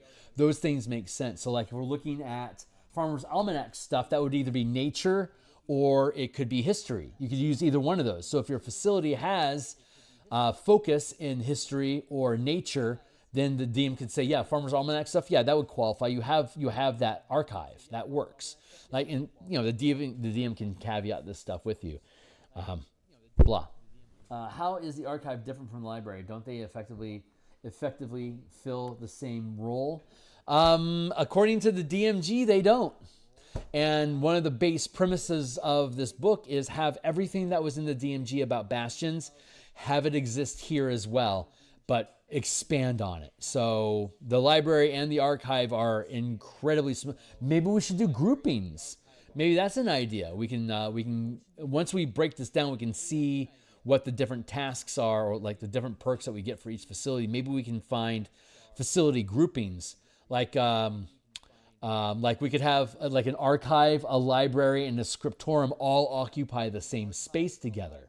Ooh, that's an idea. So like, let's check that out. Hold on, let's check that out for a hot second, because I think there's some teeth there. So here's the size of the facilities. So like, let's say you had 1 point of library, 1 point of scriptorium, and 1 point of archive. You could then have all 3 of those things occupy the same roomy space. And then as long as you're in that same shared space, and you were talking about a common space as well earlier, as a potential as a floating facility. That might have teeth here now too. So if we have like research facility, like just call it a general research facility that contains a library, scriptorium, and archive. If you have all 3 of those things in there together, we know, and you have all 3 of those points put into research, you can now do all the things that the library can do, the scriptorium can do, and the archive can do. You can combine all those things together because you're now able to get the Bastion die off the library, and you're able to get the advantage on the die roll for the archive, and the scriptorium would allow you to duplicate that information and put it into a book. It's like you could do all those things as to work, like to synergize together to give your character a much higher chance of being able to succeed at that research check, instead of having to go to the library and check. I failed that. Okay, we can't do that again. So now let's go to the archives and try to do our search there instead. That didn't work. Okay, maybe we need to go someplace else. Let's go to the observatory and see if we can find answers to that in orbit around Mechanus, for example. So we'd be able to do all those things and have them all work together at the same time. So then your die roll would be the advantage, the Bastion die, and then you could apply it to your character's bonuses as an observatory to research how long would it take us to get from here to Mechanus. And you'll probably end up like with a 40-something die result. It's like, great, we just gained a high degree of familiarity with that location. Let's go. We'll be there in 5 days. That sort of thing. I think there's teeth there. So let's look at. Let's just go ahead and put a note there. Let's explore grouping facilities together to share a common space. We can call them common spaces. I like that. To share common spaces so you can use the perks of each facility sharing the space together to further empower the role. Question mark, because I'm not sure, but that sure sounds like a fucking cool idea. First of all, man, thanks a lot. You guys are rocking this stuff with me, my man. You guys are just rocking this stuff with me. We're gonna have such a much better book as a result of all this cool stuff that we're doing. Thanks all you guys for being here. I appreciate it. Of course, it's free preview, so you'll be able to just dive into the book when you get it. But if you end up wanting to make use of this once we start locking down these options and keep me updated in some sort of a diary log or provide feedback to me in my Discord channel, I can give you credits for it. But I think for now the library feels good. So let's go to the meditation chamber.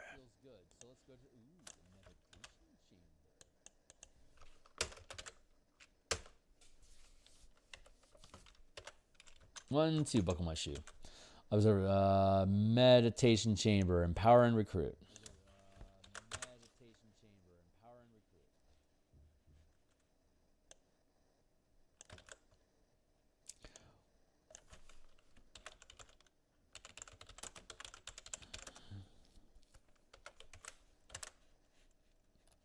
Okay, mild level of confusion.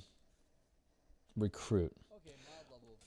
Let's go check our tail end down here to see if we have something for the meditation chamber already laid out. There we go. Spend 1 week to gain advantage on 2 random saving throws for 1 week. That's straight out of the DMG. Here's your die roll. Here's the stat gain. And then we were playing with the idea of gaining proficiency or advantage in different options. So let's scroll back up here.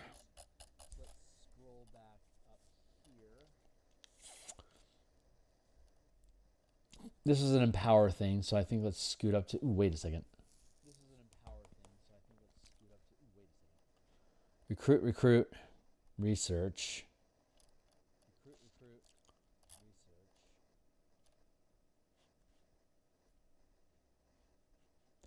Your Bastion has a network of spies that can gather information faster than you can on your own.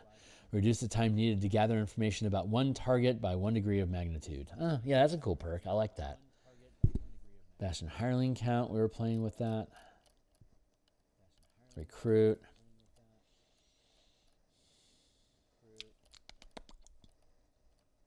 Let's go down to empower.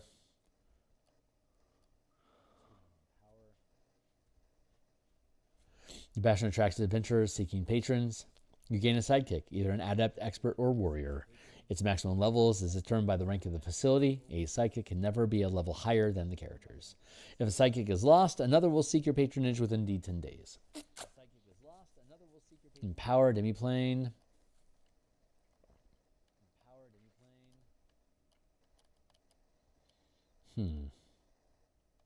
No? Okay, I guess not.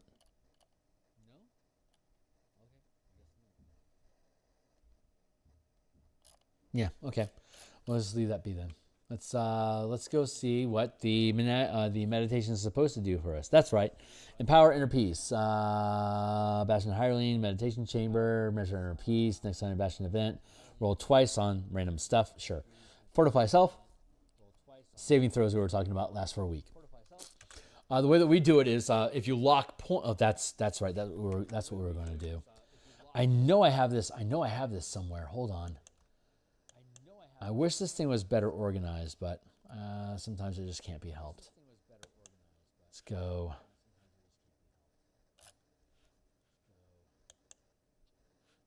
Here, let's go up top. Maybe it's up here. Hirelings and Bastion confer a temporary empowerment to you by someone else. Empowering requires attunement. Issuing orders. Specific orders is after craft. Let's drop down to empower. No?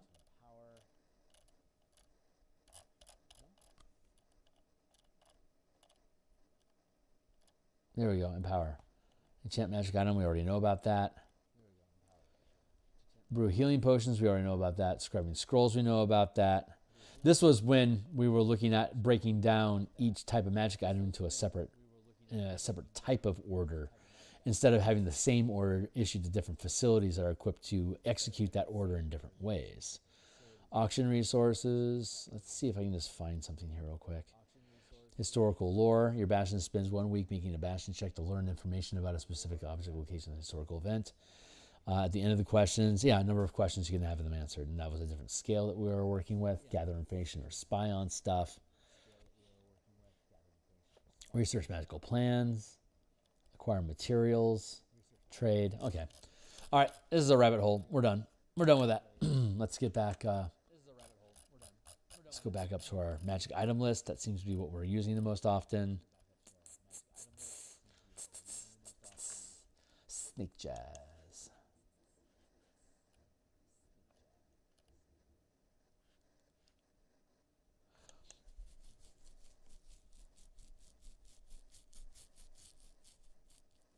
Why recruit? I don't remember why. Let's leave it in place right now because that's not clicking with me right away. Let's see. Meditation 1 to 5 equals. Hold on. Is there a meditation floor? Nope. 1 is the minimum. Equals. I know I have this someplace. We'll figure it out. Meditation chamber equals empower characters with additional benefits based on rank of the chamber. Rank benefit.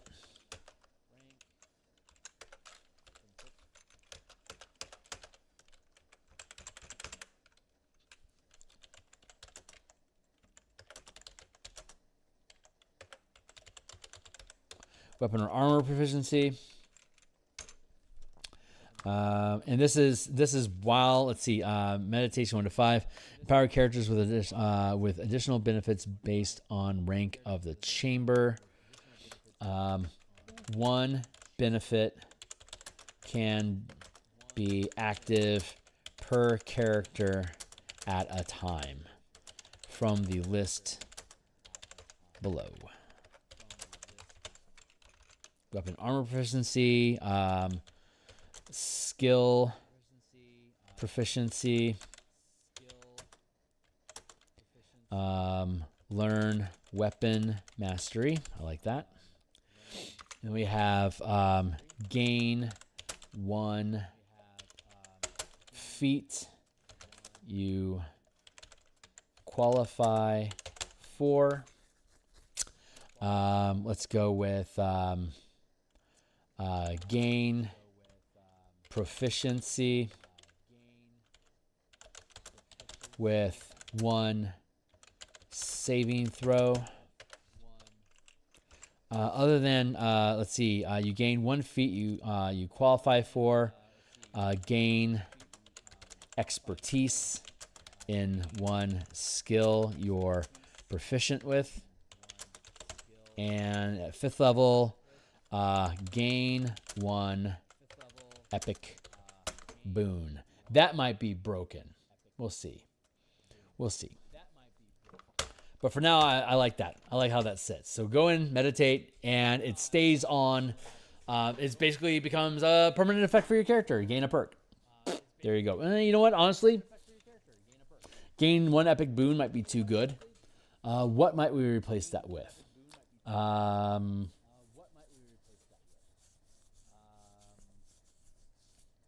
Gain 1 feat or expertise. Weapon master or skill proficiency feels good.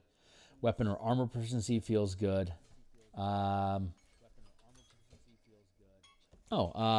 weapon, armor, learn a language. Why would you forget a language? That's not a good one. No, you can forget Spanish. I've forgotten most of my Spanish. Learn a language. And the idea there is that you spend these points on your meditation chamber, and you basically lock that benefit in, and you can't change the benefit until you go back and you reset it. And you can only have it equal to however many ranks of resources you've put into the meditation chamber itself. Oh, wait a second. It was training area. That's where we were seeing that. Let's go. Let's go. What is your favorite miscellaneous magic item you like to create when you play a caster? What's something you like to enchant? Oh, wait, there's a bunch of math going on here. Hold on.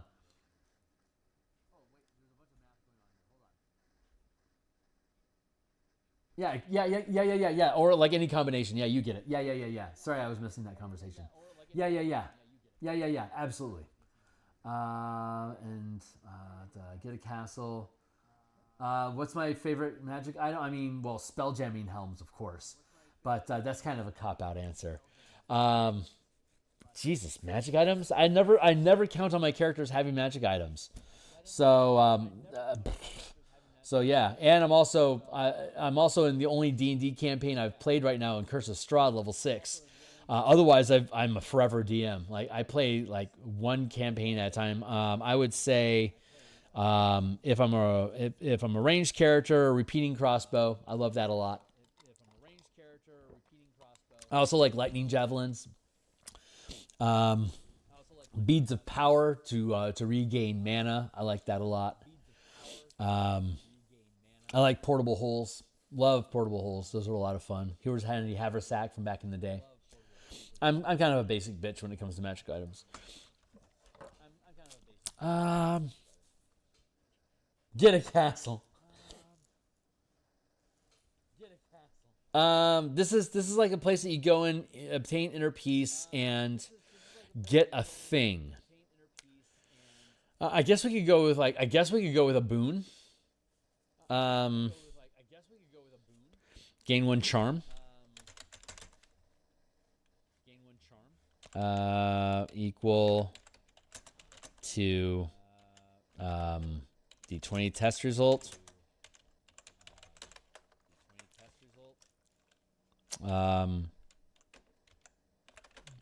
Roll. Rarity.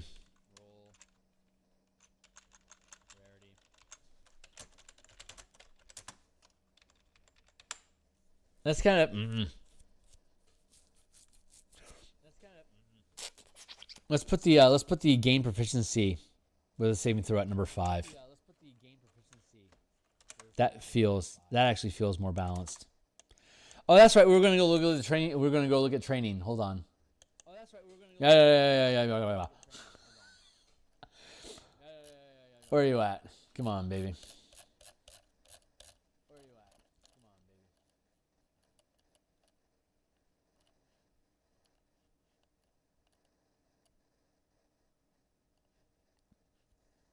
There they were.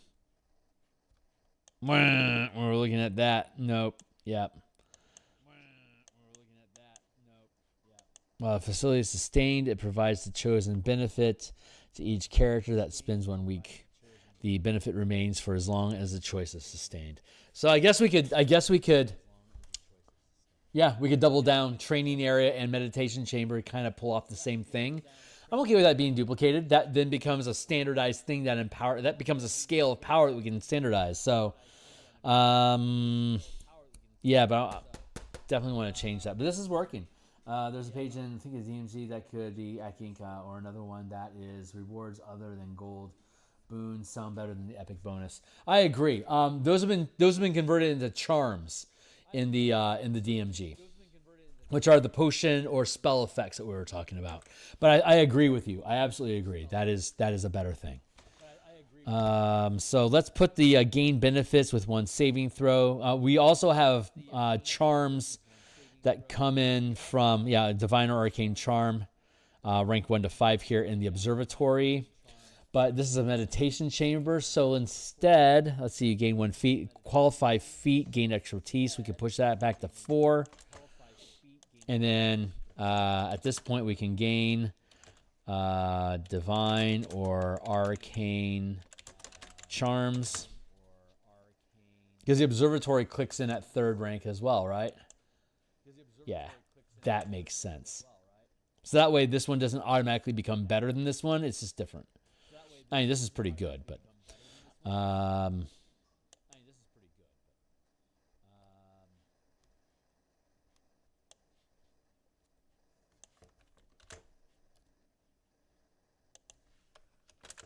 there we go. Chip, chop, tree, true, trum. And recruit. Do we need something special for recruit? We don't necessarily need something special for recruit. You can just use this to advance recruitment. Maybe because you have a chill environment. You got the ping pong table. You've got the Jenga tower. You got the snack machine, the cubby bed, the yoga room. Sounds like Google up in here. I think that's appropriate. With the horse bridle of protection from arrows on Pegasus, your wizard does what? The horse bridle of protection from arrows. That sounds like a story, Francois. That sounds like a story, Francois.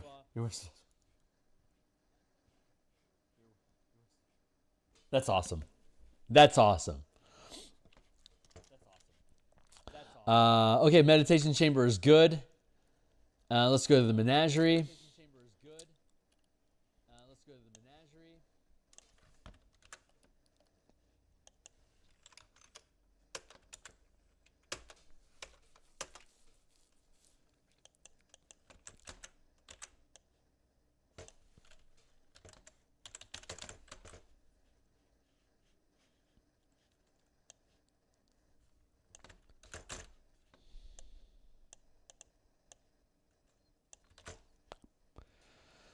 And specifically, I think we have specifics for this already. Let's go find out. Training area, theater, teleportation.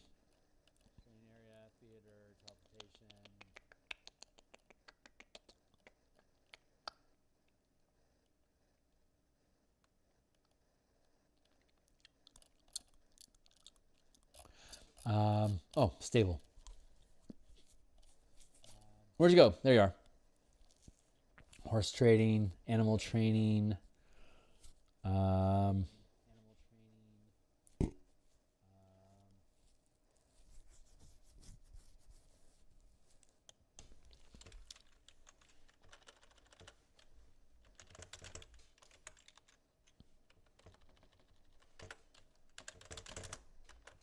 I don't know what the 5th rank stuff would be.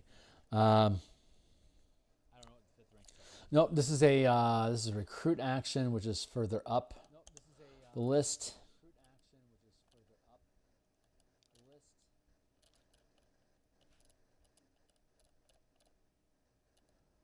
Recruit. There we are. When you successfully recruit a specialist or a monster. There, let's grab that, copy, paste.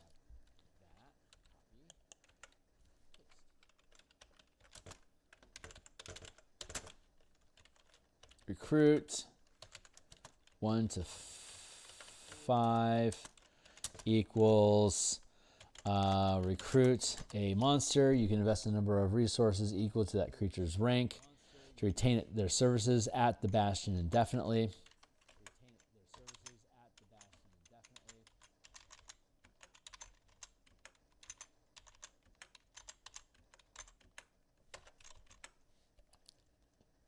If the roll fails, the complication prevents recruiting the creature.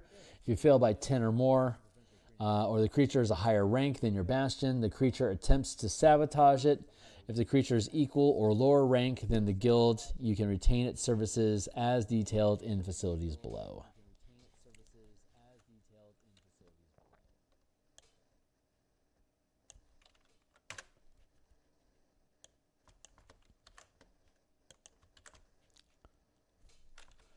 As a sidekick or Bastion defender. There we go.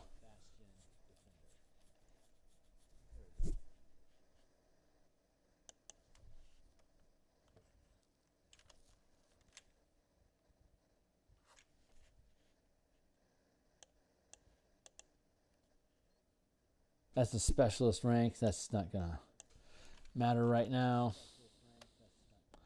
Let's see, Bastion rank.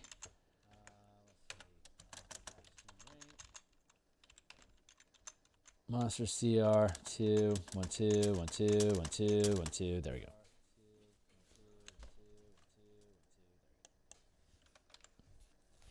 So, I hope you now have a planet filled with Pegasus militaries with mass-produced horse bridles of protection from arrows, all heavily restricting military assets. Of course, that's nice. Griffins. I'm a big fanboy of Griffins. That's for sure. I love that. For reference.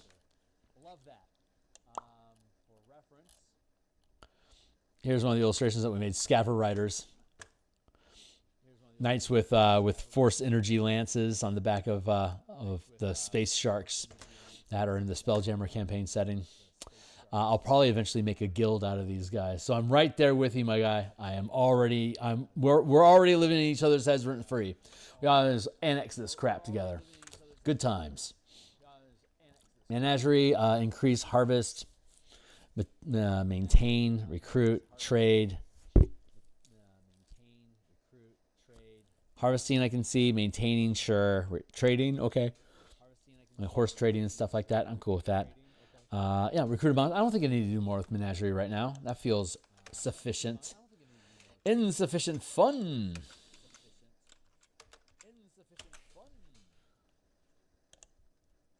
I love making. I need to update the Spelljammer book with the 2024 rules. There's been some tweaks, and I mean it's still perfectly service, of course, backward compatibility and all. But there are ways to tweak it to make it better.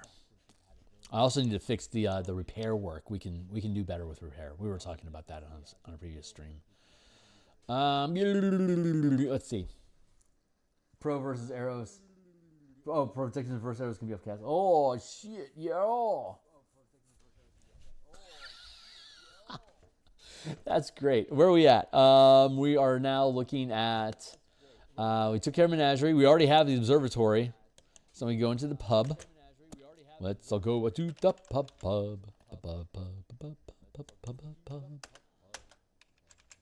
Two.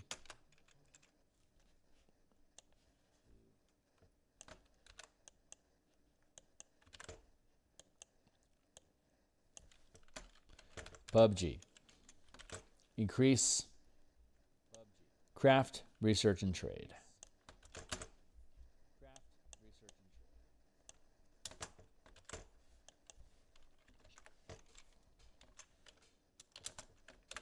Craft. Why are you bolded?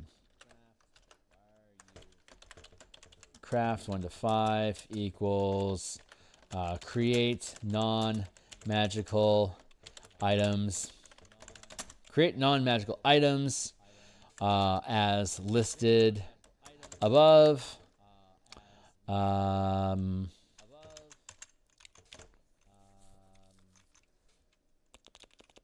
Is there anything special we had going for the pub? I know that the pub is supposed to be able, according to the DMG, you can. Oh, that's a good point. According to the DMG, you can craft potions with the pub. Did I keep that or did I try to trump that? Potions equal.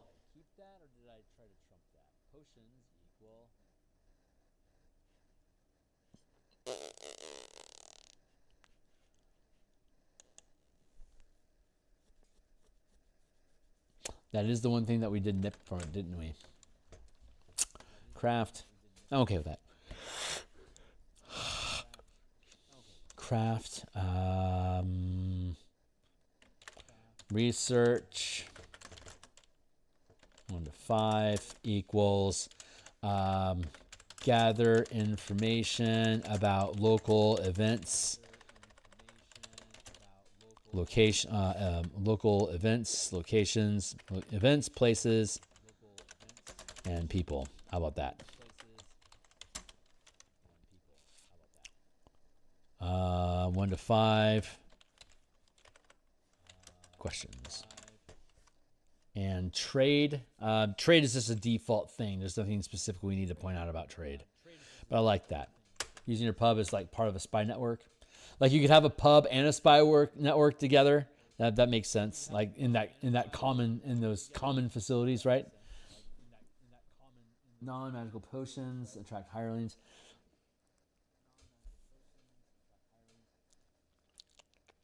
I think I'm content with it as is right now. If we end up fleshing out more of it, I'm willing to explore it, but I think I'm pretty happy with that. There's not much going on to it. It's more of a how do we make money sort of thing than anything. Reliquary.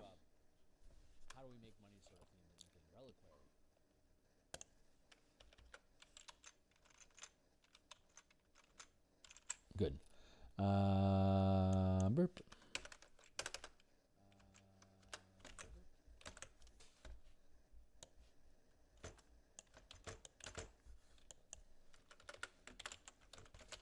Reliquary.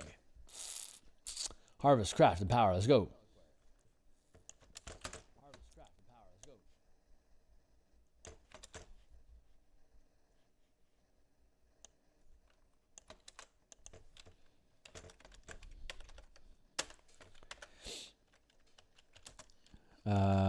Craft equals create non-magical items as listed above. 1 to 5. Empower. 1 to 5 equals magic item list. Potions. Armor, potions, boy, rings, rods, scrolls, staff, wand, weapon. Jesus Christ, you can literally build anything in a reliquary. Relics for sacristy. Sanctuary. I guess it's just good to have a reliquary.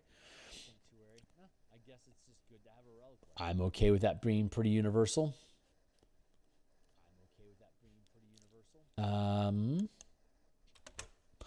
Caveat. Empower equals create divine magical items.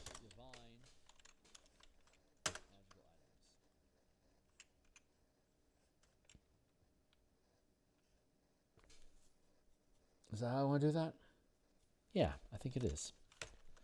And what else you got? Reliquary. Why do we have harvest for reliquary? Let's go find out.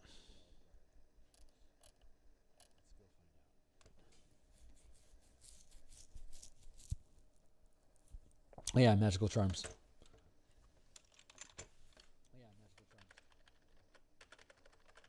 Create divine charms and magical items.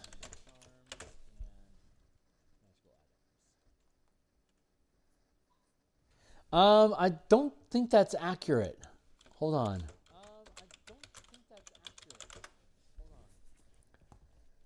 A container of holy relics. Cross-shaped reliquary to hold. Oh, did you ever see, I don't know if you watched that TV show Evil, but at one point they had a piece of the cross that was being messed with by demons. It was in a reliquary, which was basically like a box that was constructed into an altar that was inside of the church. So that's, oh my God, I can't believe I pulled that reference out of my ass. That's crazy. Usually bones, huh? Fair enough. Fair enough. But yeah, they're just defining it as a vault.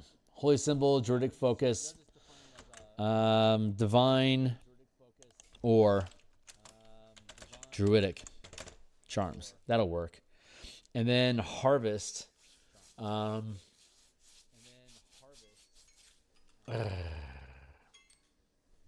Thank you, Timely Timer.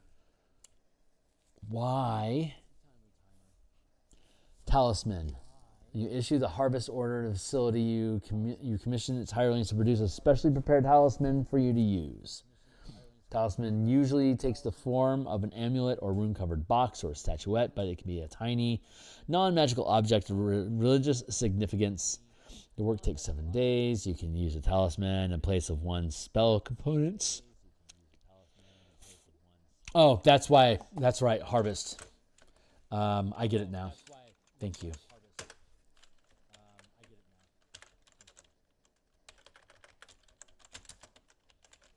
One to 5 equals create a talisman that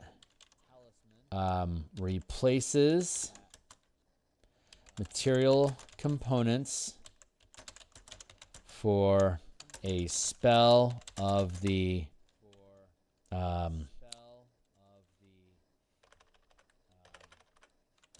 of rarity equal DC.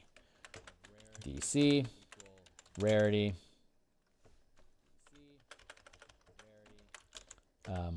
level. For a spell,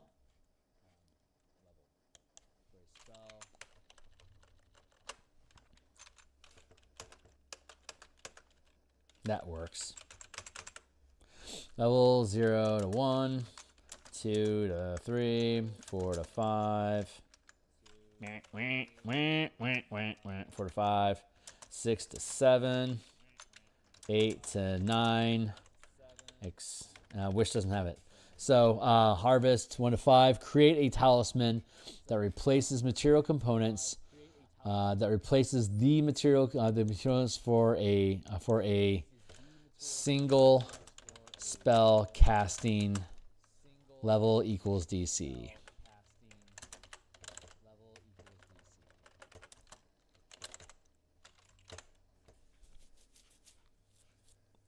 So if you need an exotic material component, you ain't got it. Reliquary gets it for you. There you go. Let's go back up to the archive. Was that it? The arcane study. There you go. Craft non-magical arcane stuff. Empower magical arcane stuff. Arcana. And then we need relics in the reliquary. You make relics in the reliquary. Create divine or druid charms. Relics.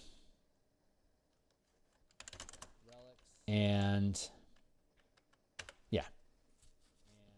No, technically, and magic items as listed above.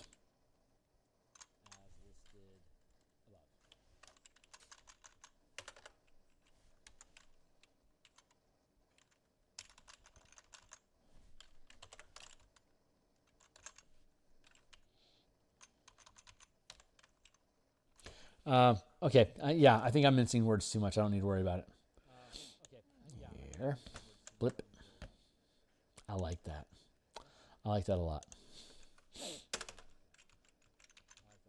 Again, harvesting is producing materials yourself. So the spell components is like raw material that is destroyed or used with the magic spell, but you don't really craft. Generally, you don't craft material components. It's just something you have to go gather, which is also, again, harvesting. So I think in that sense, the harvest action makes sense. Doesn't necessarily make sense. Fuck. You know, I feel like we need to get rid of that. Like replace harvest with just empower or craft. Maybe we would make it craft.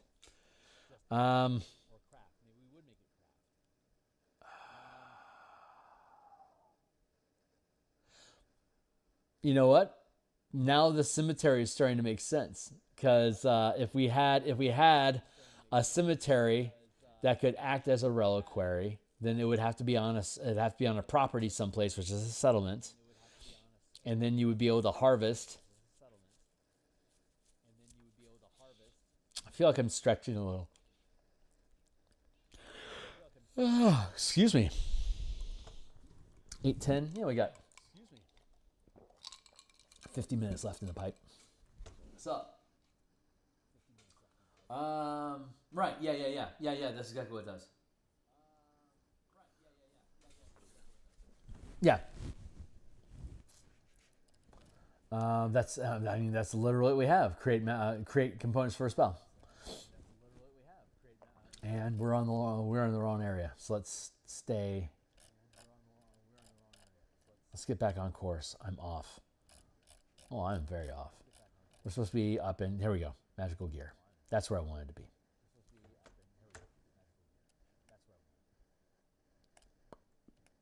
Come on, buddy. Come on. Thank you. So we have the reliquary. So is the sacristy next? It is. Look at your little sacristy.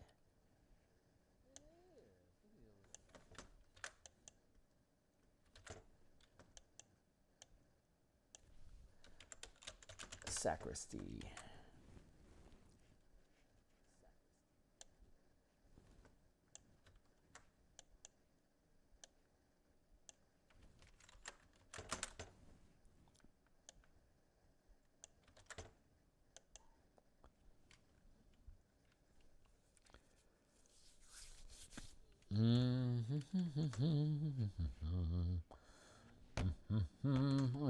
I don't need to hit the button to save. It automatically saves. Sacristy. So this is what it can do in the DMG. Create divine and primal spellcasting focuses. And create a charm of healing word that works once in the next week. So crafting spellcasting focus. So Crafting, craft 1 to 5 equals create non-magical items as listed above. Empower.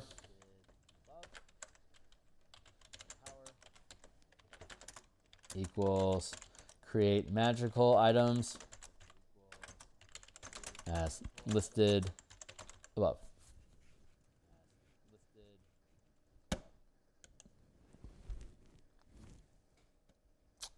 Oh, there's a whole bunch of sacristy going on. One. So wondrous items, wands, staves, scroll. Rod, maybe we'll limit it so that you can't make scrolls unless you're. I bet we can tighten this list. This is a very catch-all list right now. It's probably too broad, but like we could do something like tighten the scroll list to like the scriptorum, maybe the arcane study, and like sanctum or the royal query, so that we don't have like sanctum doing everything like a ring. Maybe that would be like specifically in a workshop using jeweler's tools is how you're supposed to make a ring. I bet we'll end up tightening these down. This is very broad. Like there's a lot of redundancy. Like I could just have a sacristy. Just a lot of ranks in the sacristy. I'm going to cover basically all my magic items needs, except that it would only be for, again, that it would again be create divine charm and magical items as listed above. And I don't think I have a lot to actually have to say here. Sacristy. Sanctum.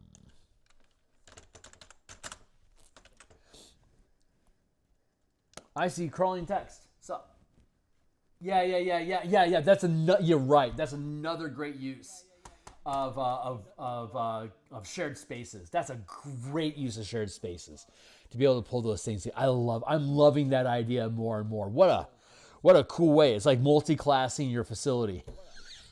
That's fucking cool. I love it. I think that's a great thing. Like you can have like the arcane wing, the divine wing, the druidic grove. I bet this is gonna work out. So we'd have spaces inside your facility, and then facilities inside those spaces. I bet that's how we're gonna end up working. I bet that makes more sense. Yeah. I like that. I like it. I think that's gonna have some teeth. Sacristy, sanctuary.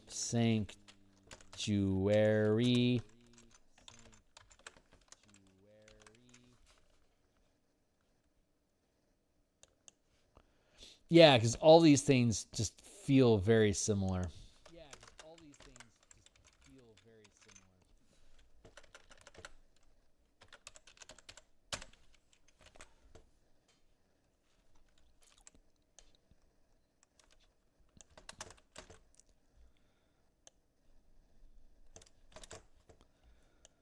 Sanctuary. Baka.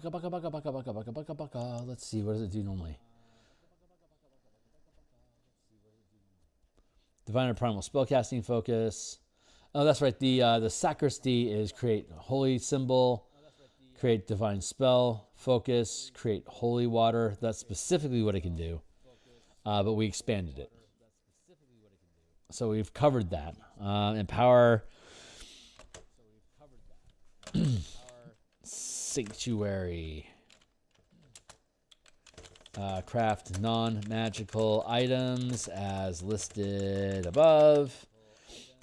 Empower divine magical items as listed above. I'm not feeling any new innovation here quite yet. I bet once we get past this process and we start consolidating information, we're going to start seeing those things open up. Divine.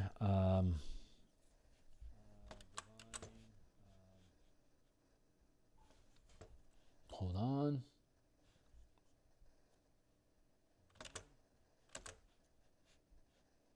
Diviner Primal.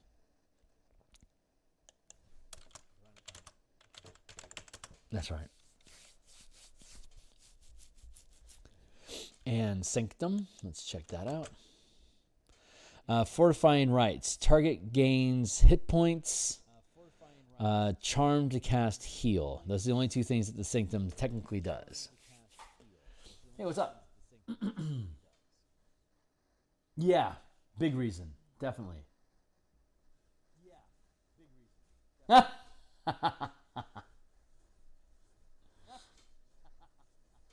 Yeah, generally it does. I've been using scaling settlement mechanics for a while. Here, check it out in the Spelljammer book. For instance, let's go to the tail end of repair, making repairs. Dockyard repairs. The larger the community, the larger the amount of repairs that you can make per group. Oof! Wow, that was weird. There we go. Dockyard repairs, and let's see. And oh yeah, restocking supplies. So depending on the level of lifestyle that you want aboard your ship, you have to restock your supplies, and the time spent to restock your supplies at different community sizes. Metropolis obviously falls into the city, and then if you want to hire a crew, locating crews. So depending on how common spelljamming is in that community is going to determine the level, the rank of crew you can find that's capable of helping you operate a spelljamming ship as opposed to like a regular ship. So if spelljamming is incredibly rare in your world, then you could only gain a first-rank crew familiar with spelljamming in a metropolis. But like on the Rock of Brawl, where spelljamming would be very common, obviously, then you'd be able to have a town. City, metropolis, you could always get access as long as you find a large enough facility. So there you go. We're already referencing this stuff. Again, these are ideas I've been thinking about for a few years. Because that's how long it takes me to make books. So yeah, 100%. Sanctum, back to the basics, back to the matrix. Let's go to our Sanctum. Idea. Starting at 3rd rank, target can be anywhere in the same world. Target can be anywhere in the same wild space system. Can be anywhere in the multiverse.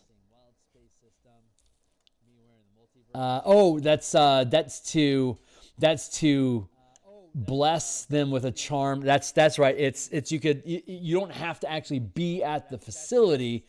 You could beam charms onto people that are at a distance. It's like the Sanctum becomes a prayer point that you can wish for somebody's well good, and then they can gain the fortification or the charm. That was the idea that was going on there. I kind of like that. It just got cold in here, dude. I'm gonna start a fire when we're done.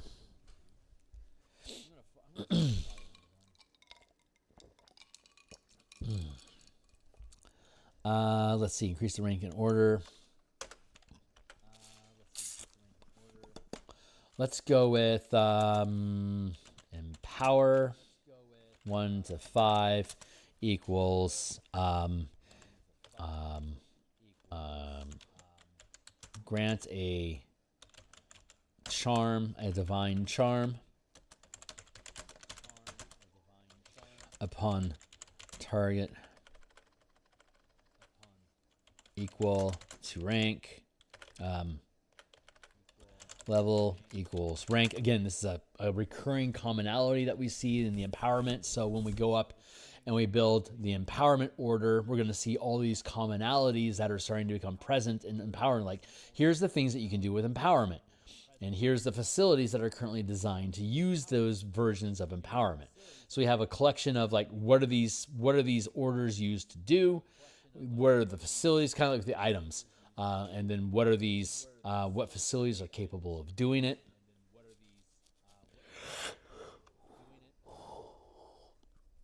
Oh, excuse me. That's the idea. Recruit equals recruit 1 to 5 equals recruit a divine or druidic adept side kick.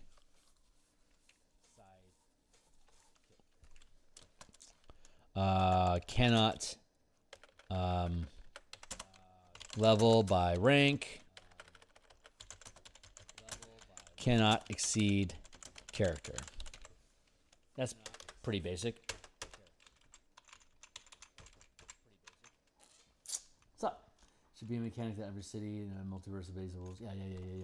Sanctuary increases healing rate. Craft.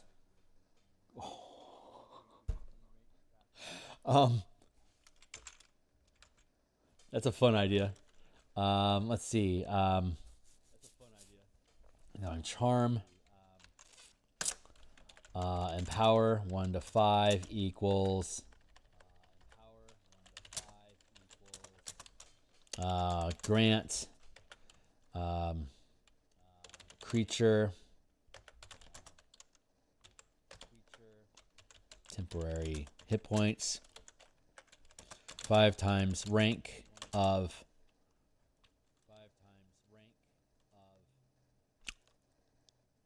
a facility. Maybe.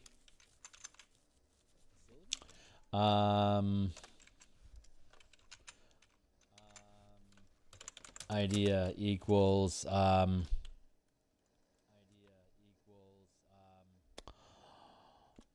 that's an idea. LeFou, I'm afraid I've been thinking. A dangerous pastime? I know. Reincarnate.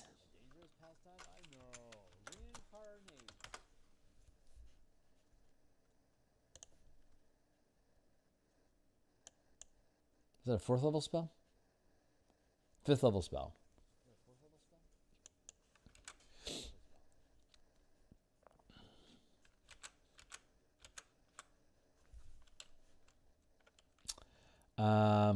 Empower 1 to 5 equals, thank you, Timely Timer. 20 minutes left on the block today. Empower 1 to 5 equals when character dies, placing their body here allows to resurrect or reincarnate. To raise,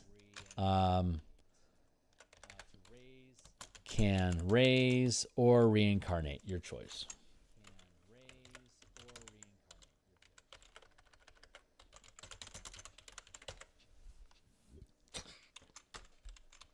I like that.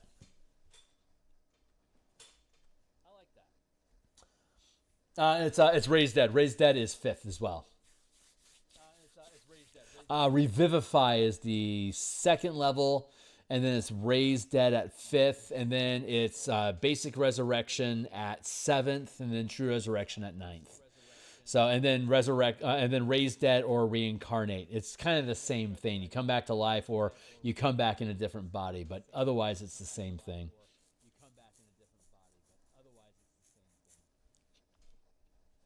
Can raise that? Oh yeah, Raise Dead.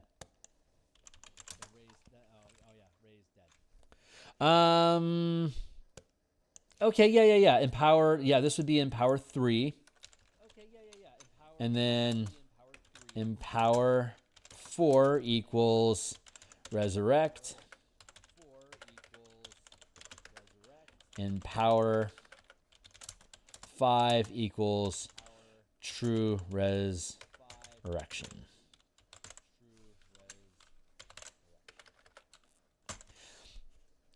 Seventh level, 9th level. That tracks. No, that's Animate Dead. Although I think we just found hold on.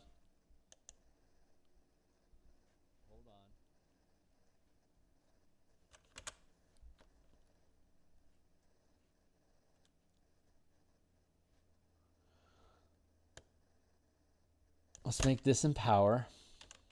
Craft. We'll make this craft.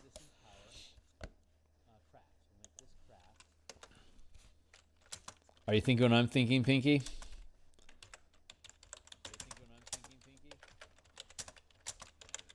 Create undead.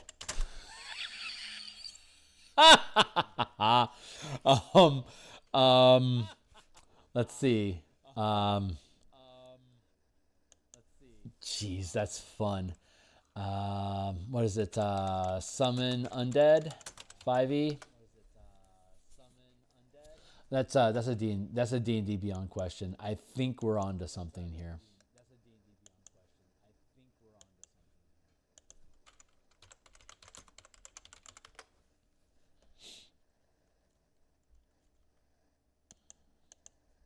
Oh my fucking god, this is gonna be so cool. Hold on real quick.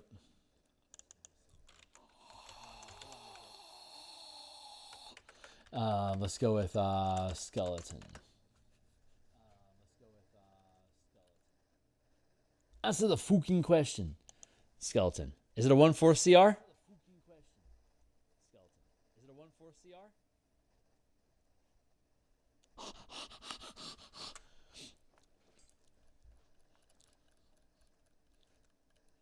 Do you see it?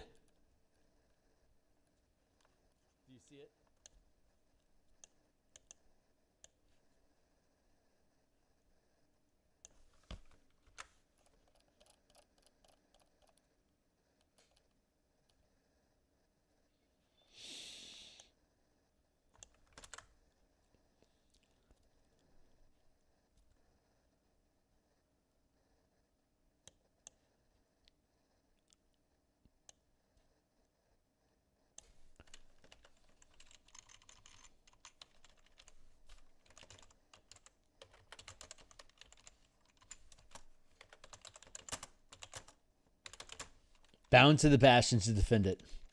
You now have a skeletal horde. How about that?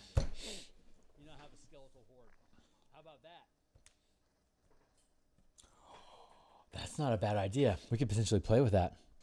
Harvest. Oh, if that's gonna get complicated, we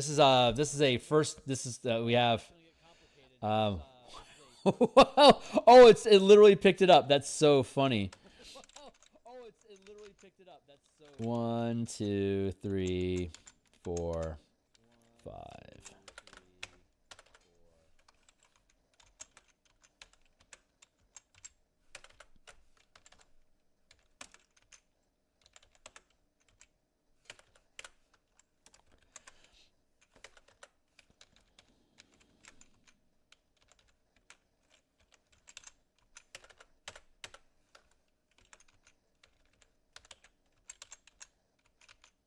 Oh my god, how fucking fun is that?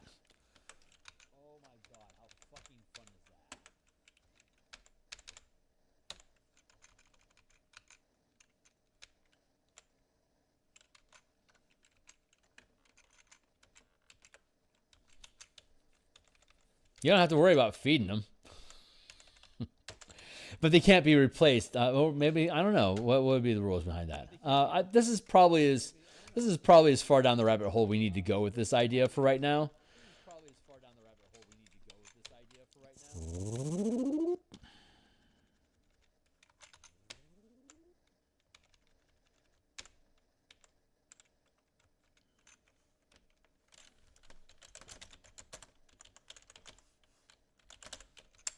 No, actually, first rank settlement.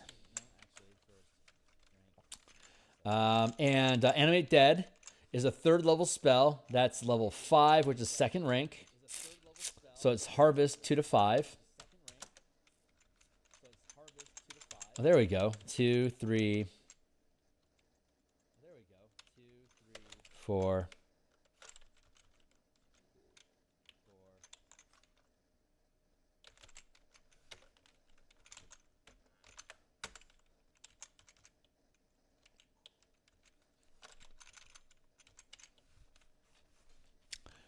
What was it? Vast space, roomy space, reliquary size. There we go. I think that makes sense. Yeah, absolutely. That way it's just fucking fun. And then I think down the road we can start exploring ideas around like vampires and shit like that. But there's this alone. I think this makes for such a fun play space. This also helps reinforce the idea of the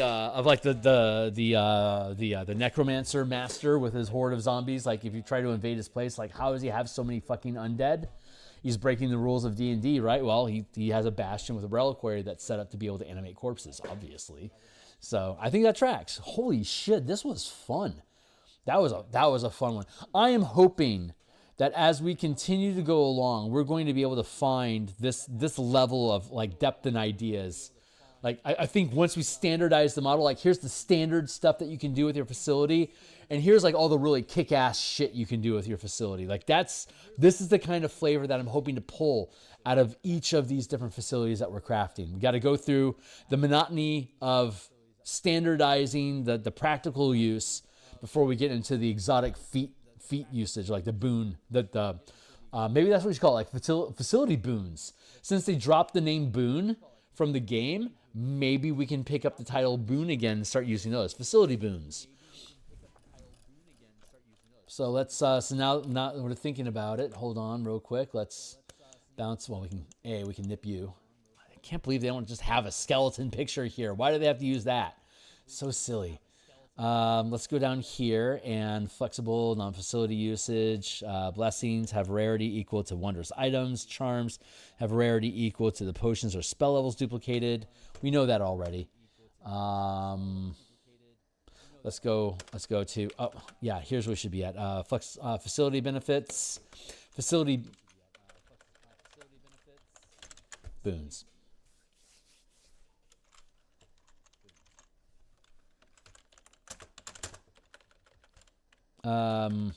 Facility.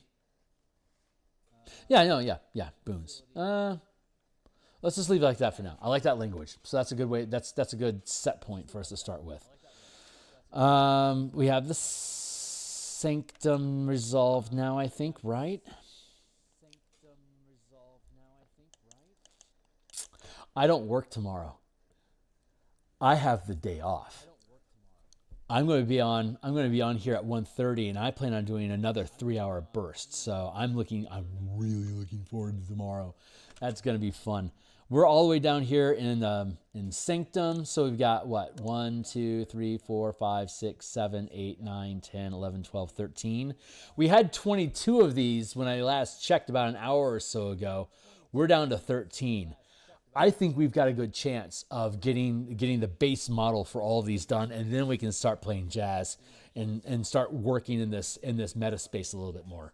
It might be a little bit grindy tomorrow while I'm trying to resolve stuff, but I should be able to consolidate the ideas for orders up top and the initial boon ideas that we had further down below. I think we'd be able to pull those together and just put them into the stack of facilities that we have.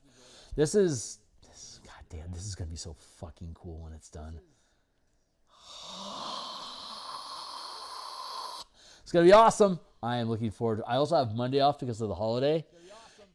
And I took off Tuesday because I was running out of hours. So once I hit in the work agreement we have with our union is 200 work hours a year. And so once I hit 200 hours, I'm capped. So I have to, I usually get up to 200 hours per year. So then I start taking long weekends to bleed off that amount, but to keep it full. So if they were to fire me, they have to give me the full 200 hours of back pay. But so I try to cap it, and I take like 1 or 2 or at most a week time off at a time. In May for my birthday, I take off a week, and in the Christmas holiday, like last month, I take a week off of the winter holiday. And then throughout the year, whenever I start to push up to 200 hours, I'll peel off a couple hours so I can back that total down. But I'm really excited about Tomorrow Plus. So I've got a commitment at 9 o'clock tomorrow morning.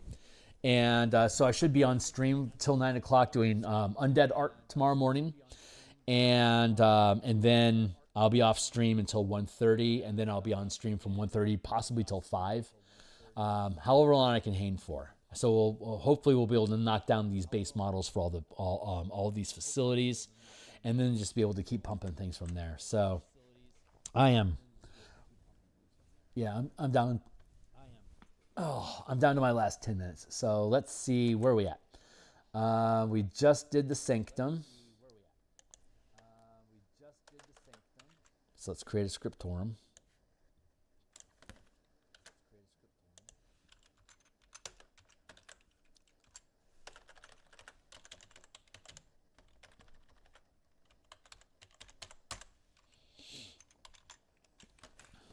What do you do with a scriptorum? Craft and empower, of course.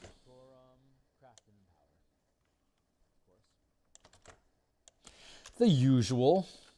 Craft 1 to 5 equals create non-magical items as listed above. And empower 1 to 5 equals create magical scrolls.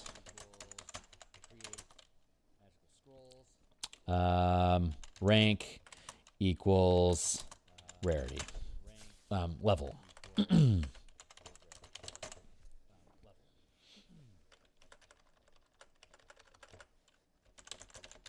Like that. And I don't, honestly, I don't think I need anything else in the scriptorum right now. Settlement, we have more information down below. Increase harvesting and maintaining. Harvest equals produce animal, mineral, and plant materials for crafting. Each material requires separate resources. Rank of settlement equals rank of the crafting order. Harvest equals provide food for settlement populations. That would be the maintain task, I think. And increase chance.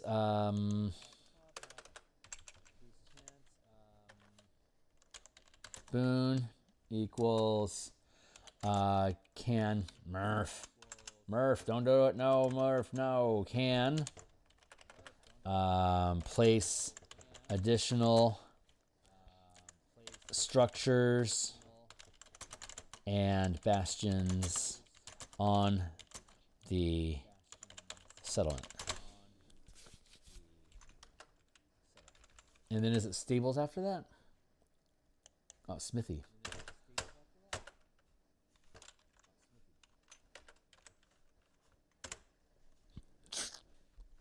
Okay, smithy.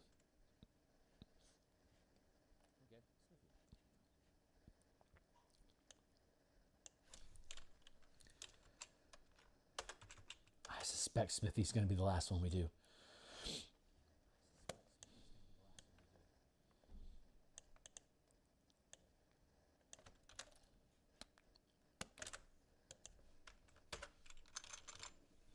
No.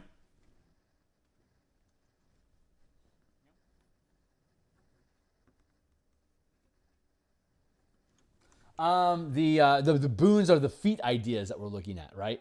So yeah, you're right. It should be like facility functions and boons would probably be the accurate way of putting it. Like the functions would be maybe just facility orders and boons. Maybe that's the way to do it. Maybe that would be the way to do it. Let's do that. Facility orders and boons. There we go.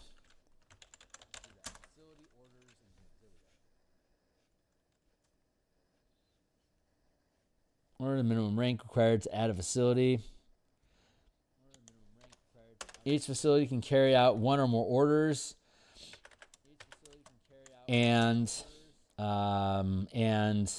provide orders and orders, of course, and provide a boon to the Bastion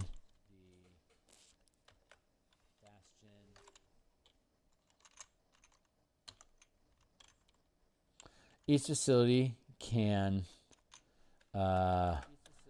Be issued orders.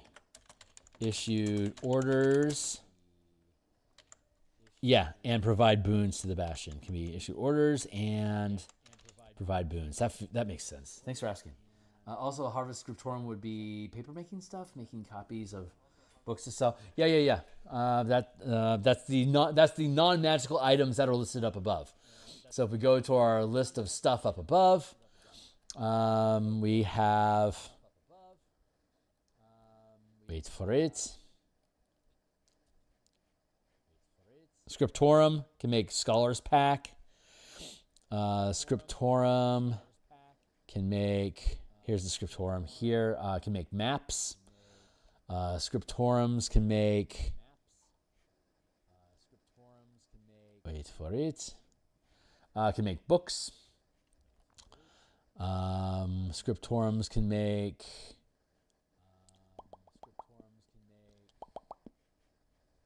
Oh boy. Chunk.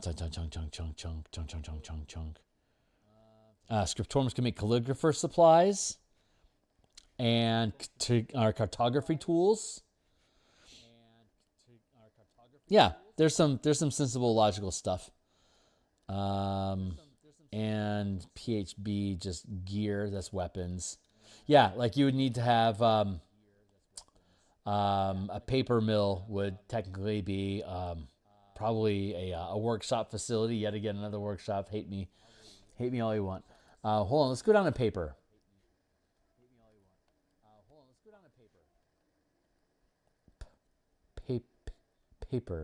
Paper. Yeah, you make paper out of plants at a workshop.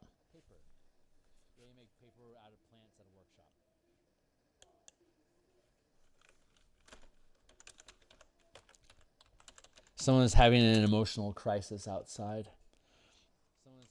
I pray for them. And yeah, I think you're right. Paper out of a scriptorum, that kind of just makes sense, doesn't it? Change of proof, my man. We can probably spend time drilling through these things. But that sounds like a pretty fun basic. That sounds like a pretty fun basic request. Parchment also. I think a scriptorum would probably make sense here as well.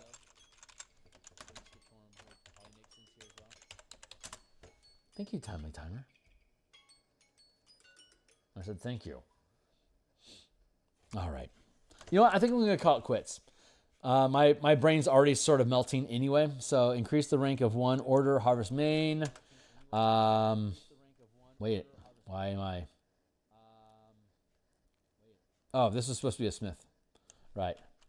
Smithy. Yeah, I think I'm going to stop now while I can. The emotional surge that's happening outside is hitting my empathic AT barrier. So I think I'm going to go ahead and cut stream here in case I need to run out with either a healer's pack or a knife. We'll see where the evening takes me, but I want to be ready for that. So ink is something that you would make in a laboratory, although I think you might be able to argue that point. No, scriptorum. No, I don't think you'd make the ink there. You would certainly use the ink there, and I think paper and parchment is pushing it, but I think we can get away with that. Yeah, and my gut's telling me this is where I should stop, so I'm going to follow my heart. I'm going to stop here now. I'm going to be back tomorrow afternoon here in Seattle at 1:30 p.m. It is just past. It's almost 9 here. 9, 4 and a half. About 17 hours from now, we'll be back in 17 hours. I'll be back doing artwork for the zombie art we've been doing for the Eberron adventure. We'll be doing that tomorrow morning in about 9.5 hours, maybe. We'll see. And I'll kick at that for a couple hours. But, dude, Francois, as usual, man, thanks a lot for hanging out. And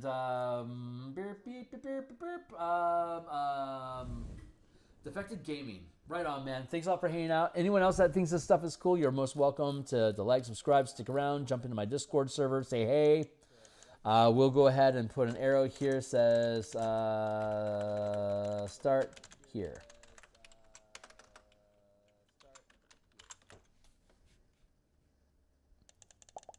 There. that's where we'll start from next time. So I'll see everybody tomorrow. And how do you get into this? I'm running right now. I'm running a mega dungeon for 3rd level to 10th level starting at 3rd level, going to 10th level to test the martial power system. And we'll be doing some Spelljammer playtesting probably in March or April. We'll be doing the Mecha Kaiju combat system expansion for Spelljammer. We'll probably be doing that in June. And if you're, and I don't have the Bastion campaign that I'm running in Spelljammer in Orbit, that's actually with my coworkers. So I have a West March pool of 6 players of my coworkers that we take a lunch break and we play in that campaign. So, but if you want to drop in my Discord and if people are interested, we could potentially throw something together. I can't promise that, but I know I'm going to want to poke around with this some more in just whatever campaign it is that we come up with in the future. Once the playtesting for the martial power system ends, and that'll probably end in July, it'll be time for me to probably gear up another set of games. So I could see us doing a Bastion and like an episodic Bastion campaign in July plus. I would be down with that. So let's think about that. And maybe we come at it from like a Ravnica perspective, or maybe an Eberron house campaign. I've never ran a guild house campaign in Eberron, amazingly enough. So maybe this would be a cool opportunity for us to start building guilds that way, or a pirate campaign. I don't know. Let's think about that, and potentially, because I always like having some sort of a playtest game going. So I'm always active in whatever 5e stuff that I'm doing. Gotta walk the talk, you know? So I like having a weekly playtest game that rolls. Kind of into that idea. So let's, if you want to jump in the Discord and ask about it, we can maybe throw something together for later on this year. So, yeah. Oh, yeah, that could be pretty cool. And then we could have like a pirate cove, and then each ship could be its own bastions. We could make it a Spelljammer. We could do like a Spelljammer Corsair campaign, and that way we can tie the Mecha Kaiju book into it, so we can have a Mecha workshop.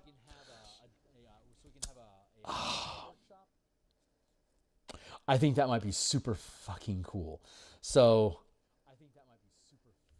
Okay, I gotta go. I'm geeking out on that. So that has traction in my heart. I like that idea. So let's come back to that in the future. I gotta bounce. Yeah. Yes. Fuck yes, absolutely. Okay, I gotta go. I will see you guys tomorrow, and thanks a lot for the love and the inspiration. Super fucking fun. Later, guys.